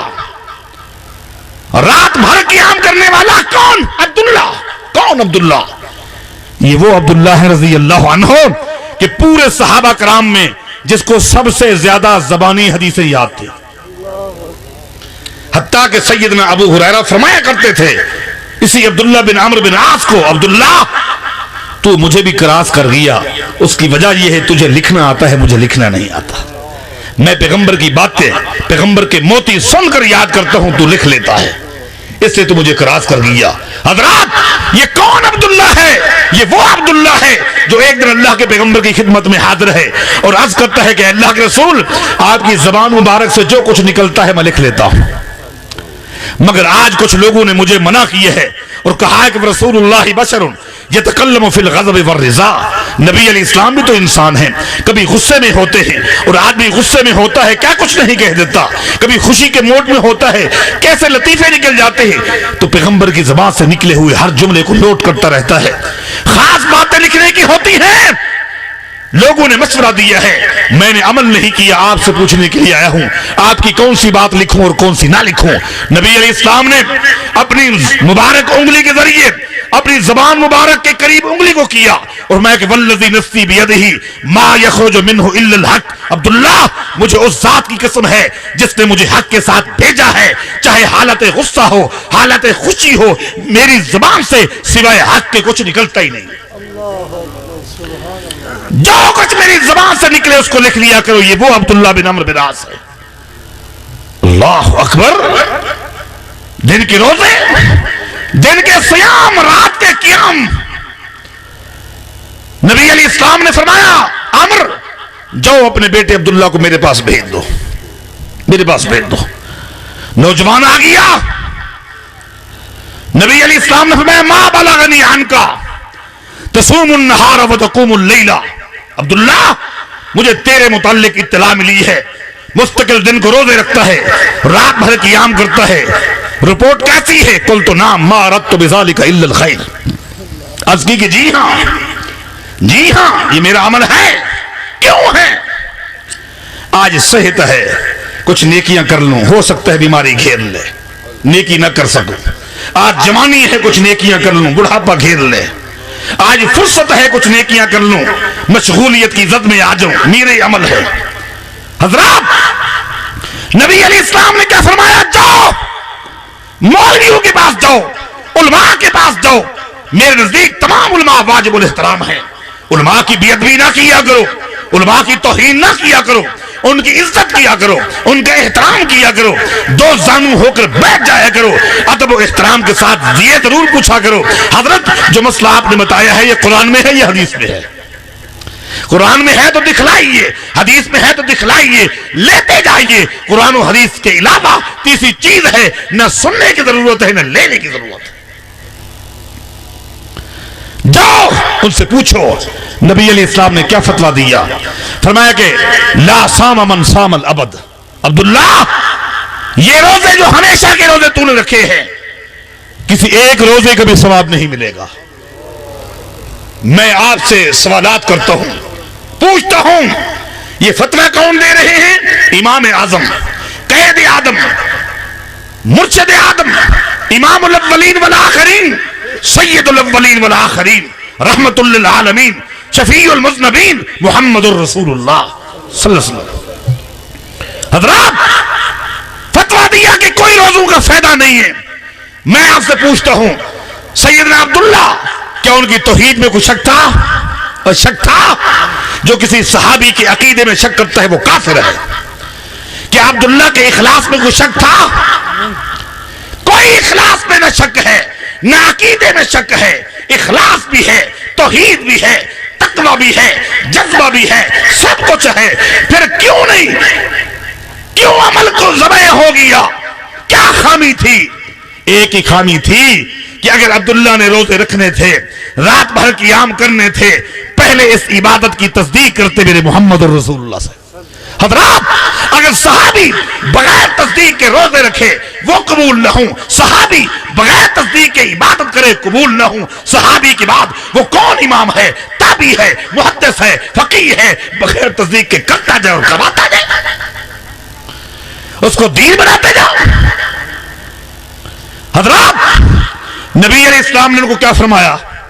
عبداللہ اس عمل کو چھوڑ، اب آج کے بعد جو میں عمل بتاؤں وہ کریں. آقا وہ کیا ہے؟ فرمایا کہ ہر مہینے کے 3 روزے رکھ لیا کرو، ایام البیض کے 13، 14، 15. فائدہ کیا ہوگا؟ فرمایا کہ اگر ہر مہینے 3 روزے رکھے گا تو سال بھر کے روزوں کو ثواب ملے گا.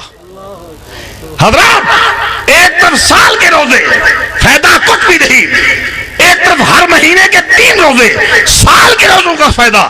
ان دونوں میں فرق کیا ہے؟ وہ اپنی مرضی کے روزے تھے، یہ محمد مصطفیٰ کی سنت کے مطابق تھے.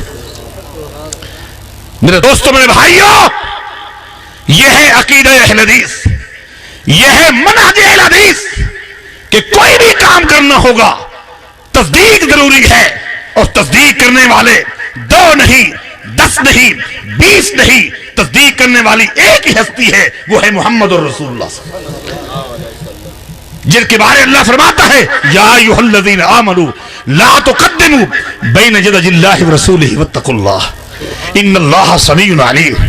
جس کے بارے اللہ فرماتا ہے یا ایھا الذین آمنوا لا ترفعوا اصواتکم فوق صوت النبی ولا تجہروا لہ بالقول کجہر بعضکم لبعض ان تحبط اعمالکم وانتم لا تشعرون. یہ ہے دین، یہ ہے عقیدہ اہل حدیث جس میں صحابہ کا احترام موجود ہے، تابعین کا احترام موجود ہے، محدثین کا احترام موجود ہے. मगर किसी का कौल अगर हर्फ आखिर है, किसी का फेल हर्फ आखिर है, किसी का फैसला हर्फ आखिर है, किसी का फैसला फतवा हर्फ आखिर है, तो एक हस्ती है, वो है मुहम्मदुर रसूलुल्लाह। इसके अलावा कोई भी नहीं है, कोई नहीं है, किसी को ये हक हासिल नहीं है। अल्लाह की कसम, नबी अलैहिस्सलाम के बाद अगर किसी शख्स को यह हक हासिल होता, यह हक सहाबा कराम का था। यह किसका था? यह हक सहाबा कराम का था। लेकिन नहीं, उनके भी कौल को चैलेंज किया जा सकता है, उनके फैसले को भी चैलेंज किया जा सकता है। आपने वो सही मुस्लिम की हदीस 12 उलमा से सुनी है, आपने खुद पढ़ी होगी कि जब अमीर उमर रज़ी अल्लाह तआला अन्हु के दरबार में एक मजनूना जिसका दिमागी तवाज़ुन सही नहीं था, बदकारी में पकड़ी गई, शादीशुदा थी, सैयदना उमर ने ऐलान करवाने के लिए, मनादी के लिए एक शख्स को भेजा कि जाओ मदीना की गलियों में, मदीना की मार्केटों और दुकानों के सामने जाकर ऐलान करो कि एक औरत पकड़ी गई है, बुराई के अंदर, दिमागी तवाज़ुन उसका सही नहीं है, मजनूना है, पागल है, दीवानी है, पगली है, आज उसको मैदान में संसार किया जाएगा। लोगों, थोड़ी देर के लिए अपने कारोबार को छोड़कर आओ और उसमें शरीक हो जाओ। लोग ऐलान सुनते जा रहे हैं, दुकानें बंद करते जा रहे हैं, कारोबार को ठप करते जा रहे हैं और मैदान की तरफ चले जा रहे हैं। एक नौजवान ने यह ऐलान सुना और वो मैदान की तरफ नहीं जाता, बल्कि अमीर उमर के दरबार की तरफ जाता है। कौन है? सैयदना अली रज़ी अल्लाह अन्हु। हज़रात सुनिए, कुछ गलत फहमियां भी दूर करूंगा, तैयार हैं कि नहीं? हज़रात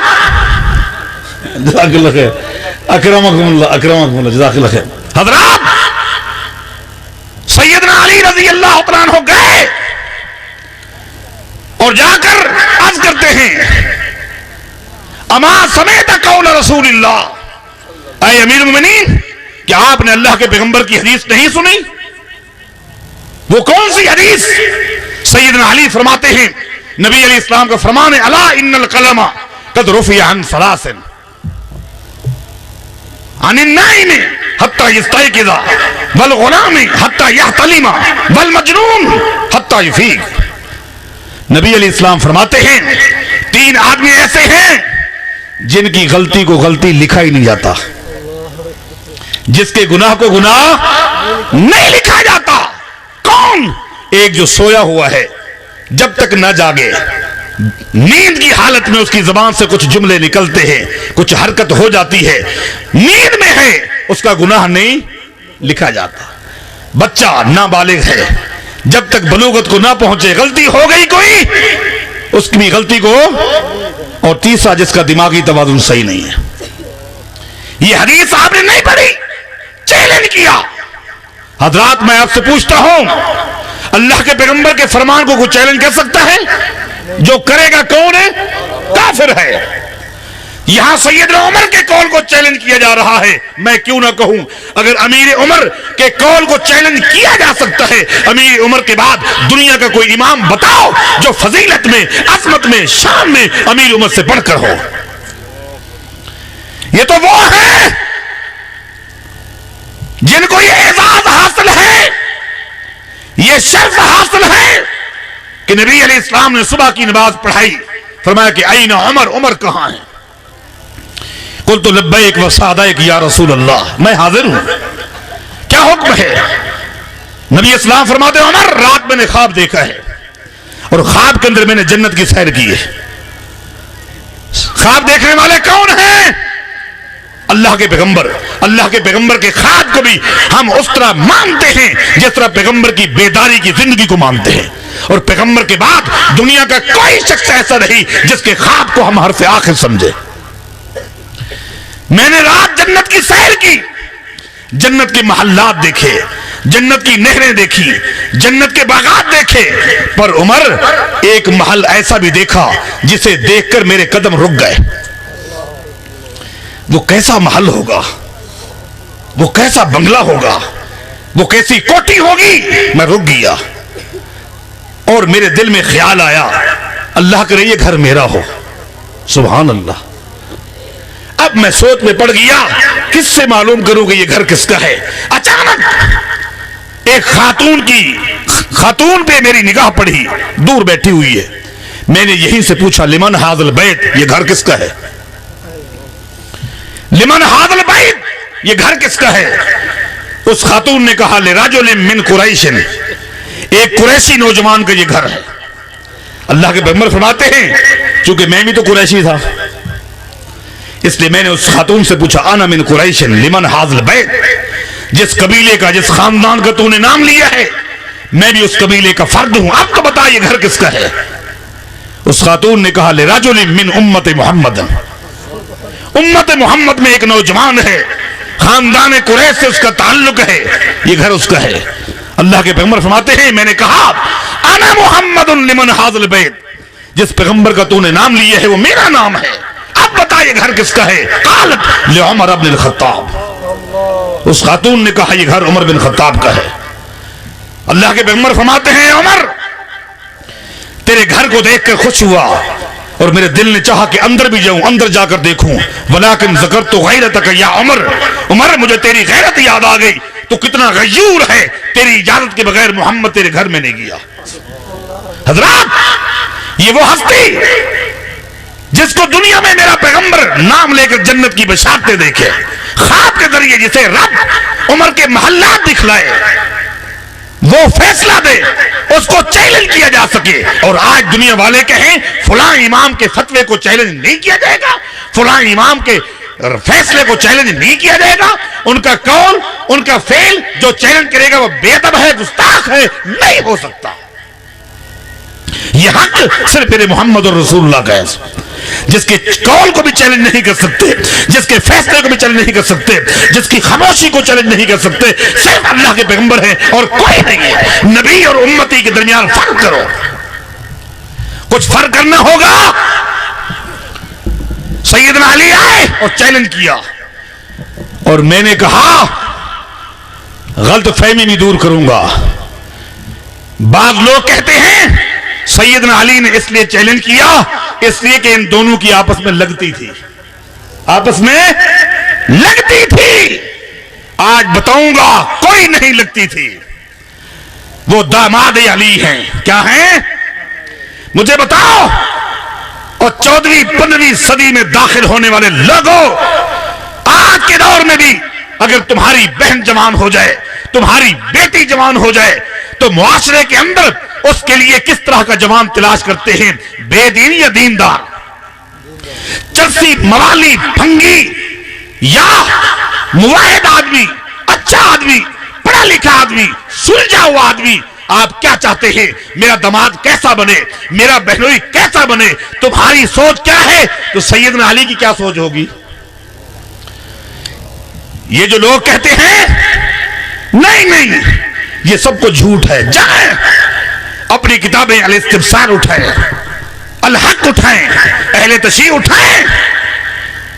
जिस तरह सुनिए, जिस तरह मालिकियों के मजहब का दारोमदार इमाम मालिक के कान पर है, शाफियों के मसलक का दारोमदार इमाम शाफी के अकवाल पर है, हम्बलियों के मजहब का दारोमदार इमाम अहमद बिन हम्बल के अकवाल पर है, हनफियों के फिका का दारोमदार इमाम अबू हनीफा के अकवाल पर है, अहले तशरीह के मजहब का दारोमदार इमाम जाफर रहमहुल्लाह के अकवाल पर है। आइए, इमाम जाफर से 3 सवाल किए जाते हैं, जाओ अपनी किताबों को उठाओ और पढ़ो। इमाम जाफर से एक सवाल किया गया, जाओ अहले तशरीह अपनी किताबें उठाएं और पढ़ें, और अगर मेरी बात गलत हो तो मेरी जबान काट कर कुत्ते के आगे फेंक दी जाए, ताकि दोबारा मिंबर में बैठकर गुफ्तगू करने की जरूरत ना करो। इमाम जाफर सादिक रहमहुल्लाह से एक सवाल किया गया। पहला सवाल वो क्या है? इमाम साहब ये बताएं,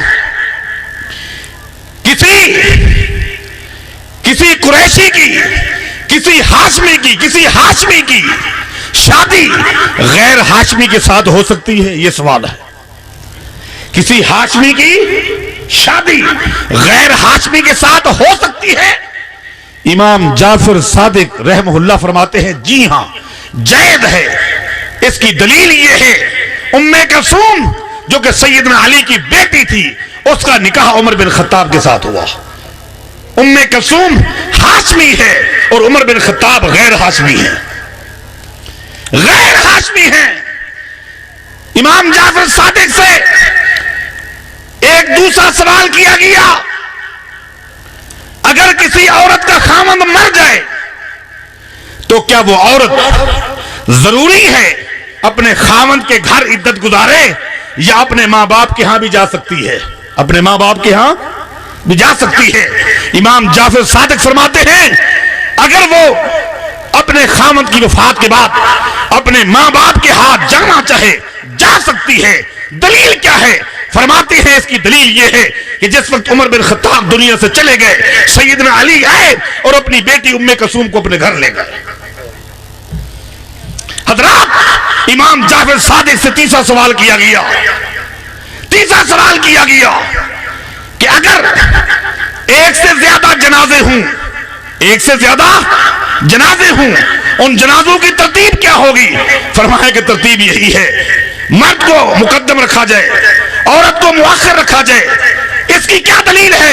امام جعفر صادق فرماتے ہیں اس کی دلیل یہ ہے کہ جس دن ام کلثوم جو کہ عمر بن خطاب کی بیوی تھی، سیدنا علی کی بیٹی تھی، جس دن ام کلثوم کا وفات ہوئی، فوت ہوئی، اسی وقت ان کے بیٹے زید جو عمر بن خطاب کا بیٹا تھا اس کا بھی انتقال ہوا اور اسی ترتیب سے جنازے رکھے گئے۔ یہ تین حوالے ہیں، اپنے ذہن میں رکھیے، واپس آئیے۔ ان کا تعلق تھا، ان کی دوستی تھی، ان کی آپس میں محبت تھی، قربان جائیں۔ سیدنا عمر بن خطاب رضی اللہ تعالیٰ عنہ فرماتے، سیدنا عبداللہ بن عباس فرماتے ہیں جس دن عمر بن خطاب کو خنجر لگے، زخمی ہو گئے، چٹائی خون آلود ہے، جم گھٹا ہے، دنیا موجود ہے، سیدنا عبداللہ بن عباس فرماتے ہیں ایک دبی ہوئی گلا بیٹھا ہوا ایک شخص کا آواز میں نے سنی، وہ بار بار امیر المومنین کی تعریف کر رہا تھا اور مبارکیں پیش کر تھا، تبتا و تاب ممشاکا، اے امیر المومنین تیری زندگی مبارک، تیری زندگی آخری لمحات مبارک، تیری دنیا سے جانا تیرا مبارک، صحبت مع النبی، اللہ کے پیغمبر کی صحبت تمہیں ملی اور تو نے دوستی کا حق ادا کیا، ابو بکر صدیق کی صحبت ملی، دوستی کا حق ادا کیا، آج دنیا سے جا رہا ہے، دنیا والے تو اس سے راضی ہیں۔ سیدنا عبداللہ بن عباس فرماتے ہیں میرے دل نے چاہا اس جوان کو دیکھوں تو صحیح جو اس قدر امیر المومنین کی شان بیان کر رہا ہے، یہ ہے کون؟ میں نے مڑ کر دیکھا، فاذا ہوا علی ابن ابی طالب، وہ علی بن ابی طالب تھے رضی اللہ عنہ۔ کس نے آپ کو کہا؟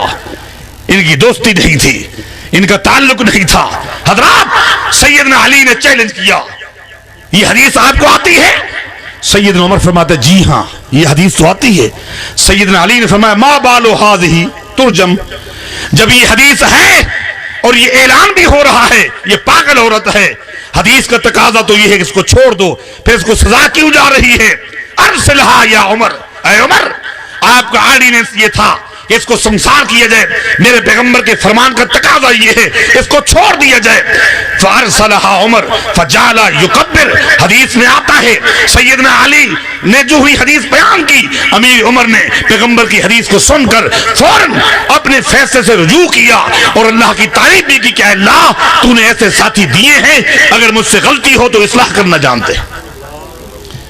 حضرات یہ ہے ہمارا منہج، یہ ہے ہمارا پیغام کہ آئیے سب کی عزت کیجئے، سب کا احترام کیجئے، لیکن حرف آخر اگر کسی کی بات کو سمجھنا ہے تو اللہ کے پیغمبر کون ہے؟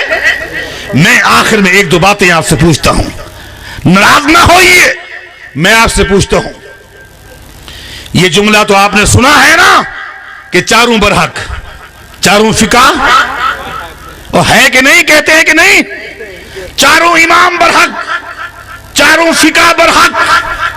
اب میں آپ سے پوچھتا ہوں، شافعی فقہ کو ماننے والے رکوع میں جاتے ہوئے رفع الدین کرتے ہیں کہ نہیں کرتے؟ رکوع سے سر اٹھاتے ہوئے رفع الدین کرتے ہیں کہ نہیں کرتے؟ ان کی رفع الدین کیوں صحیح ہے؟ اور مالکی रफुलदैन करते हैं कि नहीं? करते हैं। क्यों सही है? हमली रुकू में जाते हुए रफुलदैन करते हैं कि नहीं? क्यों सही है? मैं आपसे पूछता हूं, अहले हदीस रुकू में जाते हो रफुलदैन करें, तुम अहले हदीसों के साथ मुनादरे करते हो, मुकाबले करते हो कि ये गलत है। शाफी करे वो बरहक, मालकी करे तो बरहक, हमली करे तो बरहक, अहले हदीस करे तो बरहक नहीं है बल्कि गलत है। इन दोनों के रफुलदैन में क्या फर्क है? कोई है फर्क? फर्क है, फर्क है और फर्क है जिसकी वजह से हमारी रफुलदैन बातिल है, इनके नजदीक गलत है। शाफी रफुलदैन करे तो सही है, मालकी करे तो सही है, हमली करे तो सही है, अहले हदीस करे तो गलत है। फर्क क्या है? नोट करो, एक फर्क है, फर्क सुन लो और फैसला तुम्हारे ऊपर। आज के जज ये अवाम उन्नास है। तुम्हें जज बना के जा रहा हूं, तुम्हें हकम बना के जा रहा हूं, सारिफ बना के जा रहा हूं। दुनिया में पहली मर्तबा आए हो और यही आखिरी चक्कर है। वापस आओगे नहीं आओगे, हसरतें होंगी, इसलिए अपनी आखिरत के लिए तैयारी कर लो। हजरात, शाफी की रफुलदैन में और अहले हदीस की रफुलदैन में क्या फर्क है कि वो सही है ये गलत है? हमली की रफुलदैन में और अहले हदीस की रफुलदैन में क्या फर्क है? वो सही है ये गलत है। मालकियों की रफुलदैन में और अहले हदीस की रफुलदैन में क्या फर्क है? वो सही है ये गलत है। एक फर्क है, वो फर्क क्या है? शाफी रफुलदैन करते हैं, इमाम शाफी का हवाला देते हैं। हमली करते हैं, इमाम अहमद बिन हंबल का हवाला देते हैं। मालकी करते हैं, इमाम मालिक का हवाला देते हैं। अहले हदीस करते हैं, मुहम्मद रसूलुल्लाह का हवाला देते हैं। लोगों, इमाम मालिक का हवाला देकर रफुलदैन कोई करे वो तो सही है, इमाम शाफी का हवाला देकर करे वो तो सही है, इमाम अहमद बिन हंबल का हवाला देकर करे तो सही है, कायनात के इमाम का हवाला दे तो गलत है। और हम ये कहते हैं इमाम मालिक का हवाला देकर जो रफुलदैन करेगा या कोई काम करेगा बातिल है। इमाम शाफी का हवाला बातिल है, अबू हनीफा का हवाला बातिल है। हवाला एक ही सही है तो मेरे मोहम्मद और रसूलुल्लाह का है। क्यों? इनके नजदीक अल्लाह के पैगंबर की हदीस मोहताज है। इन चारों में से कोई एक तस्दीक करे। हम ये कहते हैं इनकी अकवाल मोहताज हैं, अल्लाह के पैगंबर तस्दीक करेंगे तो लेंगे वरना नहीं लेंगे। अब तुम खुद जानो, ये कहते हैं कि हदीस की तस्दीक इन चारों में से एक जरूर भी करेगा। माना हदीस को इमामों की दफ्तरों के आगे, इमामों के दरवाजों के आगे खड़ा किया जाएगा। अगर कबूल करेंगे तो ठीक है, रद्द करे जाएंगे तो बातिल है। हम कहते हैं नहीं, अहले हदीस का मना सुनो। हम कहते हैं चाहे कौल इमाम मालिक का हो, कौल इमाम शाफी का हो, कौल अहमद बिन हंबल का हो, कौल अबू हनीफा का हो, पैगंबर के दफ्तर के आगे खड़ा होगा, लिया जाएगा तस्दीक के बाद, वरना रद्द कर दिया जाएगा। यह हमारा मनहज था जो पहली मर्तबा यहां आना हुआ है। वक्त कुछ ज्यादा हो गया है, हो सकता है दोबारा मौका ना मिले। अल्लाह हम सबको ये सही जो मनहज है इसको इख्तियार करने, इसी पर जीने और इसी पर मौत नसीब फरमाए। अकूलु कौली हाज़ा व अस्तग़फिरु ली व लकुम व आखिरु दावाना अल्हम्दुलिल्लाहि रब्बिल आलमीन। जी क्या चीज? मुकफ़रा के मर्तकब के साथ कुर्बानी का ये क्या है? ये क्या है? कहते हैं कलमा पढ़ने वाले को मुशरिकाना गल्त है, ख़्वाह वो कब्र पूजे या नूर में नूर लागे। जो शख्स बिदती है उसके साथ किसी अमल में शरीक ना हो। बिदत पे एक लानत भेजी गई है और बिदती पे लानत भेजी गई है। बिदती इंसान कुत्ते से बदतर है। किसी कुत्ते पर शरीयत ने, कुरान और हदीस में लानत नहीं भेजी, बिदती पे लानत है। कोई कुत्ता जहन्नम में नहीं जाएगा, बिदती सारे जहन्नम में जाएंगे। उनके साथ शिरकत करना उनकी हौसला अफजाई है। ऐसा नहीं हो सकता जब तक कि वो अपने अकीदे की इस्लाह न करे। कहते हैं कलमा पढ़ने वाले, मुझे चश्मा नहीं है, कलमा पढ़ने वाले को मुशरिक कहना गलत है, ख्वाह वो कब्र पूजे या नूर में नूर लागे। देखें बात यह है, अभी शेख साहब हदीस शिफात सुना रहे थे, उसके मुताल्लिक सुन लें। नबी इस्लाम फरमाते हैं, एक हदीस में आता है, जब मैं अल्लाह के आगे दरखास्त करूंगा कि अल्लाह मेरी उम्मत पर रहम फरमा, تو حدیث میں آتا ہے فَيَحِدُّ لِي حَدًّا، اللہ تعالیٰ میری امت کے لیے ایک حد بندی کر دے گا. کیا کر دے گا؟ حد بندی. اور اس حد بندی کے اندر جو میرے امتی آئیں گے اللہ ان کو معاف کر دے گا. صحابہ نے پوچھا اس حد بندی میں کون آئیں گے؟ فرمایا کہ من مات لم یشرک باللہ شیئا، اس حد بندی میں میرے وہی امتی آئیں گے جو مر جائیں گے اور انہیں شرک نہ کیا ہوگا. ٹھیک ہے نا جی حضرات؟ ابھی قربانی گزری ہے، علماء سے آپ نے سنا ہوگا نبی صلی اللہ علیہ وسلم تقریباً ہر سال 2 دمبے خرید کرتے تھے. ایک دمبا اپنے گھر والوں کی طرف سے اور ایک دمبا اپنی امت کی طرف سے کرتے تھے اپنی. لیکن علماء سے پوچھے حدیث کے الفاظ کیا ہیں؟ جب وہ دمبا لایا جاتا جو دمبا اللہ کے پیغمبر اپنی امت کی طرف سے کرتے تو اس دمبے کو ذبح کرتے ہوئے اللہ کے پیغمبر کیا فرماتے تھے؟ اللہم ھذا عن امتی جمیعا، اے اللہ یہ دمبا میری پوری امت کی طرف سے ہے. بس یہاں رک جاتے تھے؟ نہیں، آگے فرماتے لمن شہد لک بالتوحید، میری پوری امت سے مراد وہ لوگ ہیں جو تیرے توحید کی گواہ ہیں، توحید کی گواہی دیتے ہیں، ان کی طرف سے ہے. جن میں توحید نہیں ہے ان کی طرف سے نہیں ہے. بس جی بس، اللہ جزائے خیر دے. یہ ابن کثیر فرماتے ہیں قرآن کریم میں چند سوال ہیں، اگر ہمارے دور کے لوگ ہوتے اس وقت تو قرآن کریم کی ہر آیت کے بعد ہوتا یسألونک یسألونک یسألونک. اس اتنی طویل گفتگو کو آپ کافی سمجھ لیں. یہاں علماء رہتے ہیں، سوالات کیا کریں. الحمدللہ رب العالمین والمتقین. اللہم صلی علی محمد اللہم بارک علی محمد اللہم ارنا الحق حقا وارزقنا اتباعہ وارنا الباطل باطلا وارزقنا اجتنابہ. اللہم انصرنا ولا تنصر علینا، اللہم لا تقتلنا بغضبک ولا تهلكنا بعذابك، اللهم عافنا قبل ذلك. اللهم اغفر للمؤمنين والمؤمنات والمسلمين والمسلمات وألف بين قلوبهم وأصلح ذات بينهم وانصرهم على عدوك وعدوهم. اللهم لعن الكفرة الذين يصدون عن سبيلك ويكذبون رسلك ويقاتلون أولياءك. اللهم دمر ديارهم، اللهم دمر ديارهم وشدد شملهم وزلزل أقدامهم وفرق بين جماعتهم. اللہم دمر اعداء الدین. اے اللہ اس وقت پانی کی طرح مسلمانوں کا خون کونے کونے میں بہہ رہا ہے. اے اللہ اس وقت اہل کفر اسلام اور اہل اسلام کو مٹانے کے لیے متحد ہو چکا ہے. اے اللہ اس کفر کے ناپاک عزائم کو، تدابیر کو خاک میں ملا دے، ان کی جمعیت کو تتر بتر کر دے، ان کو پارا پارا کر دے. اہل اسلام کو اتحاد نصیب فرما. اے اللہ جہاں مسلمان ہیں ان کی عزت عطا فرما، غلبہ عطا فرما. اے اللہ توحید سے مولا مال فرما، شرک سے بچا، پیغمبر کی سنت نصیب فرما، بدعت اور خرافات سے بچا. اے اللہ بے دینی کی زندگی سے بچا اور بے دینی کی موت سے بچانا. اخلاص نصیب فرما، ریاکاری سے بچا. اے اللہ جو بھی ایمان پر فوت ہو گئے ہیں مرد خواتین ان کی بخشش فرما دے. قبر کے عذاب سے بچا، جہنم کی آگ سے بچا. اے اللہ جو بیمار ہیں ان کو صحت عطا فرما، جو پریشان حال ہیں ان کی پریشانی دور فرما. اے اللہ جو بے دین ان کو دیندار بنا، جو بے نمازی ان کو نمازی بنا. اے اللہ تو ہم پہ رحم فرما. ہمارے ماں باپ زندہ ہیں یا فوت شدہ ہیں ان پہ اپنی رحم نظر فرما. ہماری اولادوں پہ رحم فرما. اے اللہ آج جو یہ پروگرام منعقد کیا گیا ہے، جن دوستوں نے اہتمام کیا ہے ان کو جزائے خیر عطا فرما. جنہوں نے مشورہ دیا، کام کیا، وقت دیا، آئے چل کر بیٹھے، سب پر اپنی رحمت نازل فرما. قرآن و حدیث کے حوالے سے جو کچھ سنا گیا ہے، سنایا گیا ہے، اے اللہ قبول فرما، عمل کی توفیق عطا فرما. شیطان کے شر سے، مکر سے، دجل سے ہم سب کو محفوظ فرما. سبحان ربک رب العزت عما یصفون وسلام علی المرسلین الحمدللہ رب العالمین. تمام